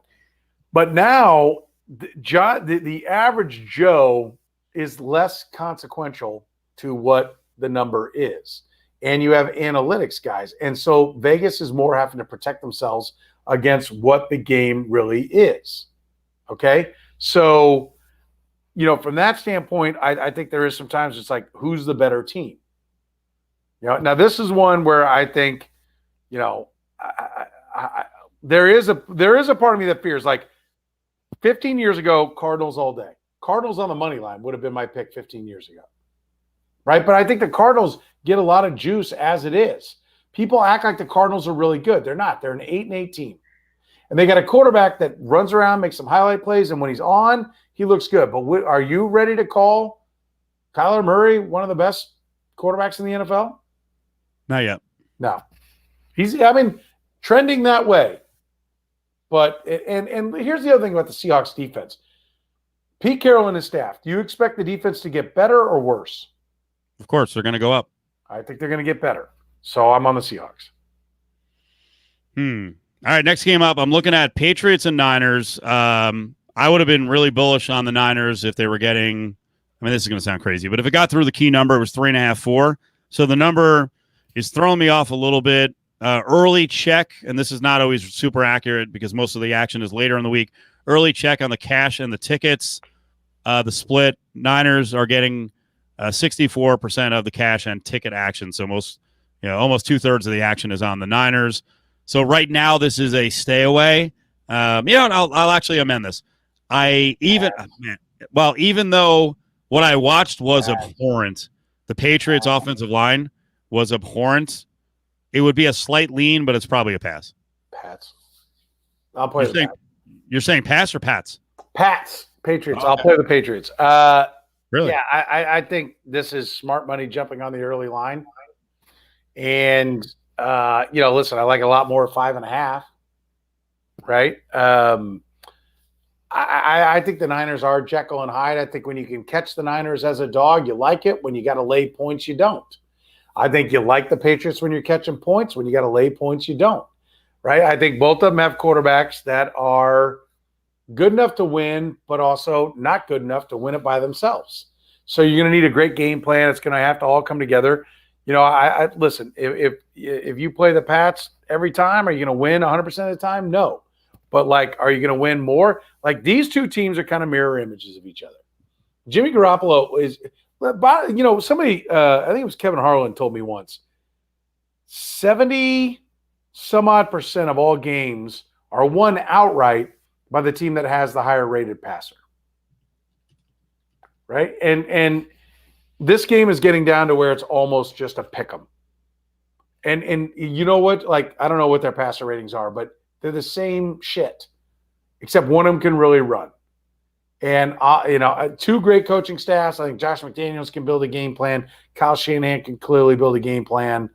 I think the Niners are struggling a little bit to run the ball. I think Bill Belichick will cook some shit up. Give me the Pats. Pats are at home. I'm basically where if they win, I cover. Give me the Pats. You've talked about playing the Chiefs in every single game this year. You play them here or you don't play. And I think, I want to be clear because we kind of jumped on that set. So the Chiefs are going to be a strong consideration for us because I told you that and we jumped on just in time to lose to the Raiders. Right? We bounced back. We won again. We stayed with it. You either stay with it. Right? They're going to go 10-6 or better against the number is my prediction. And we missed their what? How many games they played? 6, and we've been on them the last 3 times. I think we've been on them for 4 of 6 games, and I think we're 2-2 so far. Against the spread this year, they are 4-2. So I think we missed 2 of the wins. I think we've caught 2-2. I think we're 3-1. Okay. Because what did they do? They opener. They covered against Houston. We weren't on them. Second week, did we jump on them against the Chargers? And we probably did. You might be right. Jumped on them against the Chargers, didn't cover. Third week, bounced back, slapped the Ravens. We were on them then. Then did we sit out the next week when they won, I think? And then we got back on the Raiders, and now we're here.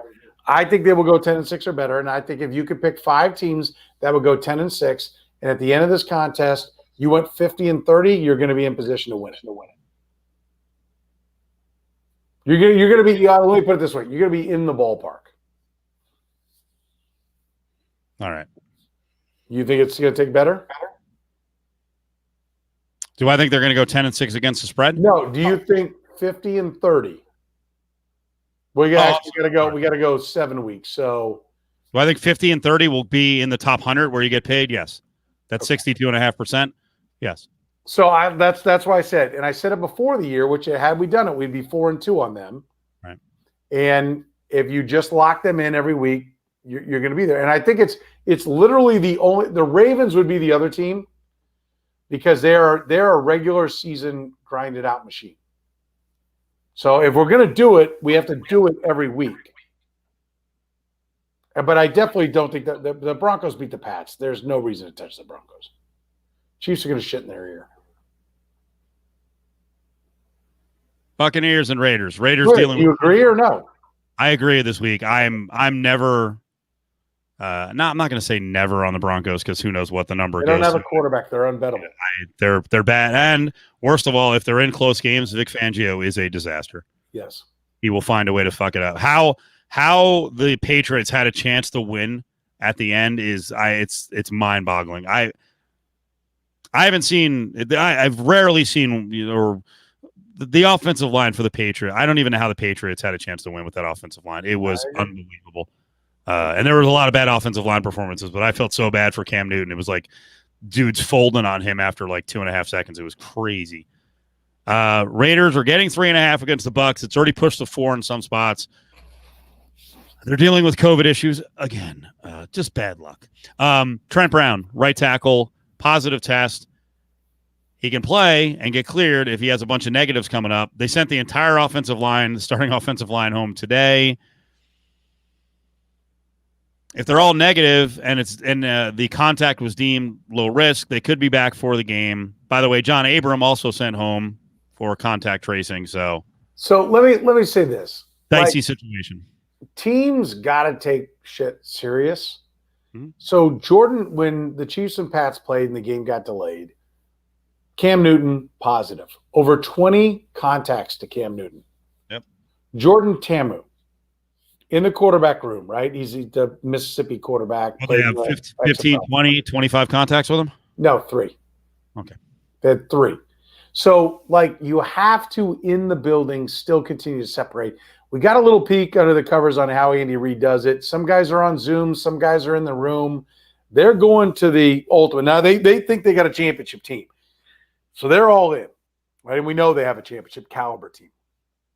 You have to be diligent. Listen, if right now we can play this game, I think there's a decent chance it gets postponed because based on how we saw the Raiders act at their little charity event, mm-hmm. I don't think they're the most disciplined bunch. I don't think John Gruden's a big disciplined guy. He brought in Antonio Brown. I think there's a decent chance a bunch of their offensive line ends up positive. So you absolutely cannot play the Raiders. You either play the other side. Do you agree? I'm not playing the Raiders now without having information. And obviously we don't put in our picks until around 3 or 4 o'clock on Saturday. So we'll get a better idea. This is actually a good question to address. Could arrested O-line be positive? Today, Adam Hill, when we had Anthony Beck on, who played in the NFL for 12 years, covers Tampa, former Jet, covers the Jets too.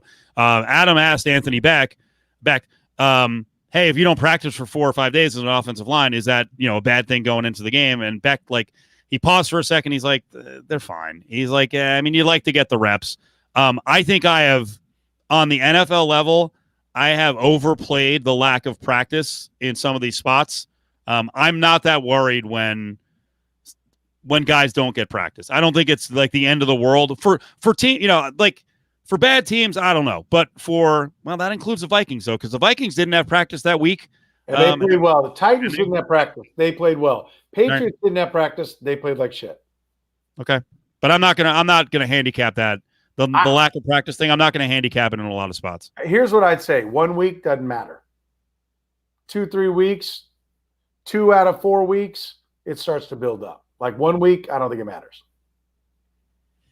Yes, we're dripping with sarcasm as the Raiders are $565,000 in fines, and people are like, "Wow, I can't believe this happened." It's actually interesting too. Trent Brown has a reputation as a guy who's not really a hard worker, and a lot of the fans have turned on Trent Brown because he's played so little. There was a vibe. What was it? 2 weeks ago when Mo Hurst tested positive. I didn't see a lot of stuff on the internet Mo Hurst, how'd he get it? Idiot. There was a lot of that today with Trent Brown. They're like, moron. I can't believe he got COVID. So it's kind of weird, the attitudes. I think he's one of the few guys so far that we've seen here in Vegas where the fans have sort of turned on him because the rest of the team and the Raider Nation is super protective of everyone, especially Derek Carr. Last 3 games, I'm on the Steelers on this one. Yeah, I'm there. I got your back. Both of them coming off. By the way, this line has shifted all over the place already because it was initially Steelers laying 1.5, and when I saw that, I was like, that was one of the rare cases where I'm like, all right, what's going on here with the books? They set it at 1.5, 2, and it shifted all the way to Titans 1, and that's where the number is going to be locked in for the Supercontest. Both teams coming off big divisional wins, so letdown factor is the same. Give me the Steelers. The Titans are playing above their head. Their quarterback is not as good as he's looked to this point. So yes, I will take the Steelers. Minshew Mania +8. Chargers? No. No. Are you on the Chargers? 8? That's so awful. No, that's what an incredible line that is. Probably the Jags. The Jags could win outright. How are you a 1-win team? Like, there are going to be tons of people in suicide pools on the Chargers. They're a one-win team, and they're going to be all over them because they've already used other teams, and they're going to have to ride or die with a one-win Charger team. And the Chargers are essentially like a 20% win percentage team in one-score games. This is a one-score game. Listen, Justin Herbert's done some really good things. He's still, 0-4? Yep. I mean, that's real. Yep. And now you're asking him to lay 8? I do think the Jags suck, and I think the Jags wanted to tank, and they somehow back-assed into a win against a Colt team. That kind of screwed them up for a while, but now I think they're focused on the prize, which is to tank. And so I do think playing anti-Jags the rest of the way would be a moneymaker, a big moneymaker. But I don't know if I can jump on the Chargers, who you talk about late game management and, holy shit. It's 1976 football with the Chargers. I'll admit, and people have heard this on the air, I love the boy genius like I've loved no other man in my life. That's a sports pig line, but I applied it to Sean McVay.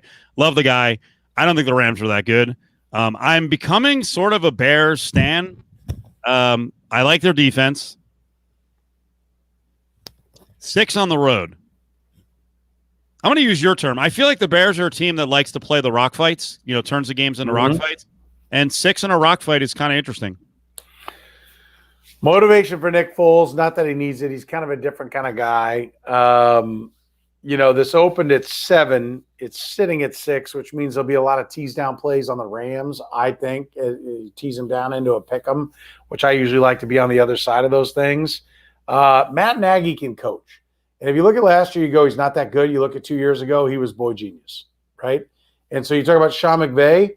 McVay was boy genius, 2 years ago as well.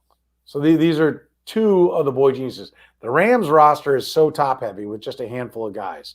And I know Matt Nagy can coordinate an offense. And so I don't think there's a lot of separation between these 2 teams. I think it's hype and rep. The Rams have beaten nobody but NFC East teams. Why would that not continue here? Like, we may walk into a buzzsaw and the Rams win by 30 because they're actually a good team, but I think it's the Bears or walk. That sounded contradictory. Do you think the Rams are a good team? No, I don't. I don't like good team, great team, like a team to be feared. No, they're not a team to be feared. Could they back ass into a 9-7, 10-6 playoff team? Yes. Could they win the NFC West or not win it? They're not going to win it over the Seahawks, in my opinion. That was my pick to win it. But could they make it as a wild card at 10-6? Could they even have some kind of 11-5 run? Yeah, I mean, I'd have to look at their schedule. Give me a second, and I'll look at what they got left. But I don't think they're a strong team. I don't think Jared Goff is exceptional. So they're totally game plan dependent. And while they have some really good pieces, they're totally Jags and Stars. They're which is where the Chiefs are headed, by the way. But they don't have Patrick Mahomes. They have Jared Goff. So Bears at Dolphins, Seahawks at home, at Bucks, home for Niners, at Cardinals versus Pats, home for Jets, at Seahawks versus Cardinals. What's that smell like to you? They're 4-2 right now. Doesn't smell that good. I mean, it's a minimum of 4 losses, isn't it? Yeah. So, no, I'm not laying big points. The Rams are another team. I like them when they're a dog. I don't want to mess with them laying points. There's a good question from Brady. We should do this. Like, on a Wednesday, what's our top pick? I might change my mind by Saturday. What's your top pick? If you're gonna go away from being consistent on units bet, what's your favorite pick? All right. Pro, right? I don't get to pick a college game. No, this is it. We have to do another show on college. Believe me, there's a whole Big Ten Mountain West thing we can do, but we can do it. I like Missouri in the points for what that's worth. I'm an Eli Drinkwitz fan. Best bet. I'm going to go Steelers and Buccaneers. Even though I was kind of crapping on the Buccaneers yesterday, this COVID thing changes a lot. I'm going to go. I gave 2. I'm having to review. Yeah, so name one, jackass? I just did. Oh, well, what's the Steelers? Steelers +1 against the Titans. You want me to put the numbers back up again? No, I'm looking. I've got them over here. I'm going to go. I think I might go Pats. I actually like a lot of games this week. You said we weren't going to, but the back end of this card, I actually like a bunch of the games. I'm going to go Pats, or I'm going to go Pats 1 and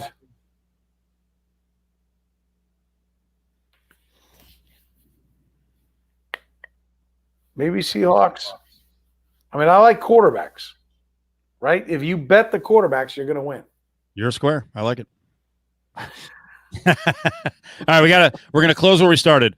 First of all, I just wanted to show you a great picture tonight from the baseball game. This is Korean Steve Cofield. There's no doubt about it. When I watched him lumbering around the bases, that's me. G-Man Cofield. He's a big fella. He's a big guy, and he actually I think he went first to third, and boy, he was gassed. He got up. Where do you got one of the catcher for the Blue Jays? What, Danny Jansen? Whatever the bat type is. I mean, I like big-headed people and fatzos who play sports. I don't have like a whole folder of fat asses in sports ready to go. You're like, dude, you have Danny Jansen. I'm calling the bull. I actually don't. But this is actually a screenshot from my TV. I was like, look at him. Oh, he's lumbering. That would be me. And then you get the third, and you're like just completely out of it. All right, I want everyone to be totally honest. So I punch up my screen with 500 files. Was video. That Cofield tax return 2018 on there? I saw. I think so. Yeah, I think so. This, I believe, is the replay of the home run caught by the fan in left field. I hope it is, because that's what it was labeled. What is this crap? Get out of here. Let's see if they show this better be the file. Will Smith's homer. Here it is. Here's Will Smith. Here's the guy in the outfield. All right, come on, show it. He winds up like Rudy Giuliani on his back. There he is. Look at this. Yeah. So a lot of people laughed at that, and I was thinking about it because I was like decent at baseball, and I was a decent defender. But which is what every guy who sucks says about his baseball career, by the way. Well, you did suck. I was decent. I can get someone to come on into the future who will say decent defender. But I was thinking back as I was watching this, and I'm like, boy, that was really awkward. What a dork. He fell over. But then, like you just said, everyone kind of overhypes what they were, and especially what they are now. You can't really move when you're stuck between two rows of seats. No, like I was looking at it like, oh, well, maybe I can back up a couple steps. Like you can't, or you're going to fall forward like an idiot. So I don't know if I would have caught it, and I definitely would have wound up like him, like on my back. I would have felt fortunate to catch a home run ball, because my first image was like, oh, I would be out there and I would just be like, Ricky Henderson, fucking snatch it, right? I used to love the snatch catch. Remember when he did that shit? Yeah, I remember. He would time it best. Guess what? If you missed it, it was like snatch right in the face. I don't know that I could have caught that ball. So I'll give this guy credit. I think a lot of people around the country were mocking him, but he deserves to put his arms up like, yeah. He caught a home run ball. Like 95% of the people out there couldn't catch the ball. Yep. Oh, we've been talking about this, and we'll have to set it up. I might actually go by myself tonight, because I think the field is all lit up. We have a local fat ass who does media that we know, who does ESPN's gambling show. This guy, Doug, who was a decent athlete. He's like 40 now. And he sent out this thing on Twitter. He's like, anyone who was a decent athlete, and I guess he was including himself, can throw a football 50 yards. And I'm like, what? Like you're 40. Not an NFL ball. And that's the thing. That Duke is ridiculous. Like you have to have mitts that are gigantic. What about like next level down, like not a junior football, but something a little bit smaller? I couldn't throw a junior high ball 50. Yeah. I don't know. I might go try it tonight. I'm a little motivated. I'm only one of these seltzers in. I might do it. It's right down the road. The last time I did this, I went by myself to go kick. Oh boy, that was a wake up call. At the time, I'm like 47. And I was like, yeah, let me go try and kick a field goal. Dude, I couldn't get the ball off the ground, and my leg was like,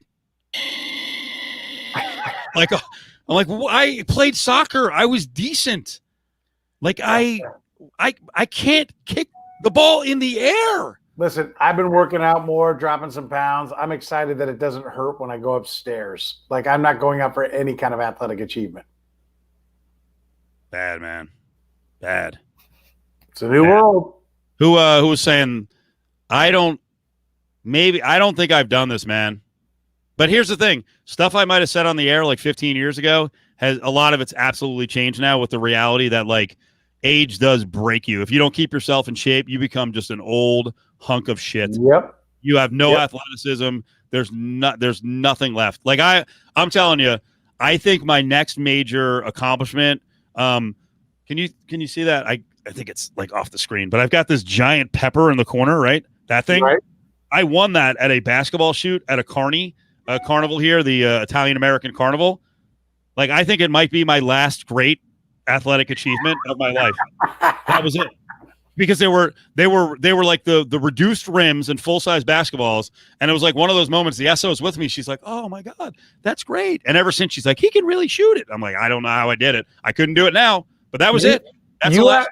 You have to give up on the athletic achievements, and it's now about coaching. Like my athletic achievements are coaching undefeated championship teams. That's what I got. Little league girls basketball. I can't show the football that I'm going to throw because it is a bit smaller, and I think that's going to be the excuse if I pass 33.5 yards. Boy, that's pretty low.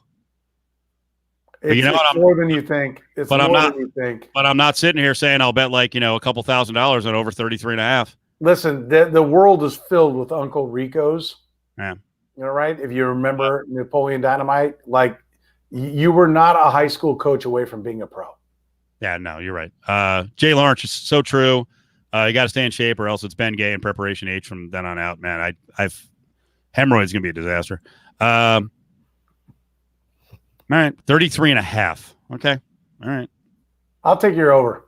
No, I don't know. Have you seen you shoot baskets on my driveway lately? Yeah, I did. And you know what? This is stupid, but I'm not going to mention that part. Well, I'll give a little secret. I live near a park. And I'm probably not supposed to do this because we've got pigeons all over the place and like wild animals. And, but the way I work out my arm now is, any sort of leftovers I have that I think can be a projectile, I will actually throw into the park. So I generally every couple of days, I have like 5 things I will throw. I think, what did I throw? I threw some limes over the wall into the park the other day because I was thinking about this football thing and I kind of warmed up and I didn't destroy my shoulder. I think I've thrown some bread over the wall. I've thrown some eggs recently. That'll be my warm up. I've got about 5 old eggs. I will chuck those into the park and 33.5. All right. I'll give you an update tomorrow. This could be a disaster. Ben, imagine if I'm like just 22 yards, just awful. Good luck. Yeah. All right. Jay Lawrence showing some confidence over. And I also pointed out to Petro, Petro's had a bad back for a long time. And, when you hear people and they're like, oh, my back's killing me. A lot of times you're like, yeah, okay. Like I got stricken by the bad back thing the last couple of weeks. Holy shit. It is debilitating. Oh, it's the worst. It's like a 3-week when it goes to shit. It doesn't like I've learned all the things I can and can't do and everything. And so I don't get as much as I used to, but I had it. And it's a 3-week process, man. It's a 3-week process. As far as throwing things though, listen, the squirrels eat my chairs. I take ice cubes and throw ice at the squirrels because I want to litter the yard. You ever hurt your arm? I throw like 3 pieces of ice and I'm like, I feel it for a week. No, God, I can't sleep on this side. Oh my God, this is so bad. That's actually the thing is you may not hurt your arm, but you don't realize all the different muscles that go into throwing, and you might overextend it with the back or jack up a knee or a leg. I assume this is not because I'm eating a lot of red meat. Is this a Sopranos reference with Annabella Sciorra? I think that's who was throwing the pot roast when she got all pissed off at Tony Soprano and she threw a fucking pot roast at him. All right, I like that. I do. I need something on the chairs, man. They're pissing me off. Little deer stink? Yeah. All I have no idea what's happening now. This whole thing took a turn to Midwest terms and wow. Yeah, that's impressive. Jay Lawrence said he blew up to 250. When you weigh 2.5 times more than your wife, like, I don't want to get creepy, but I mean, if you're laying on your wife and trying to, get, I mean, that's to hear someone just go like underneath you. That is horrifying. That is creepy. It is. I mean, I'm sorry the noise, but like, no, that's creepy. I don't want to hear that anymore. If you have a woman underneath you and she is like gasping, like, or she's and we're out. She's groaning in pain.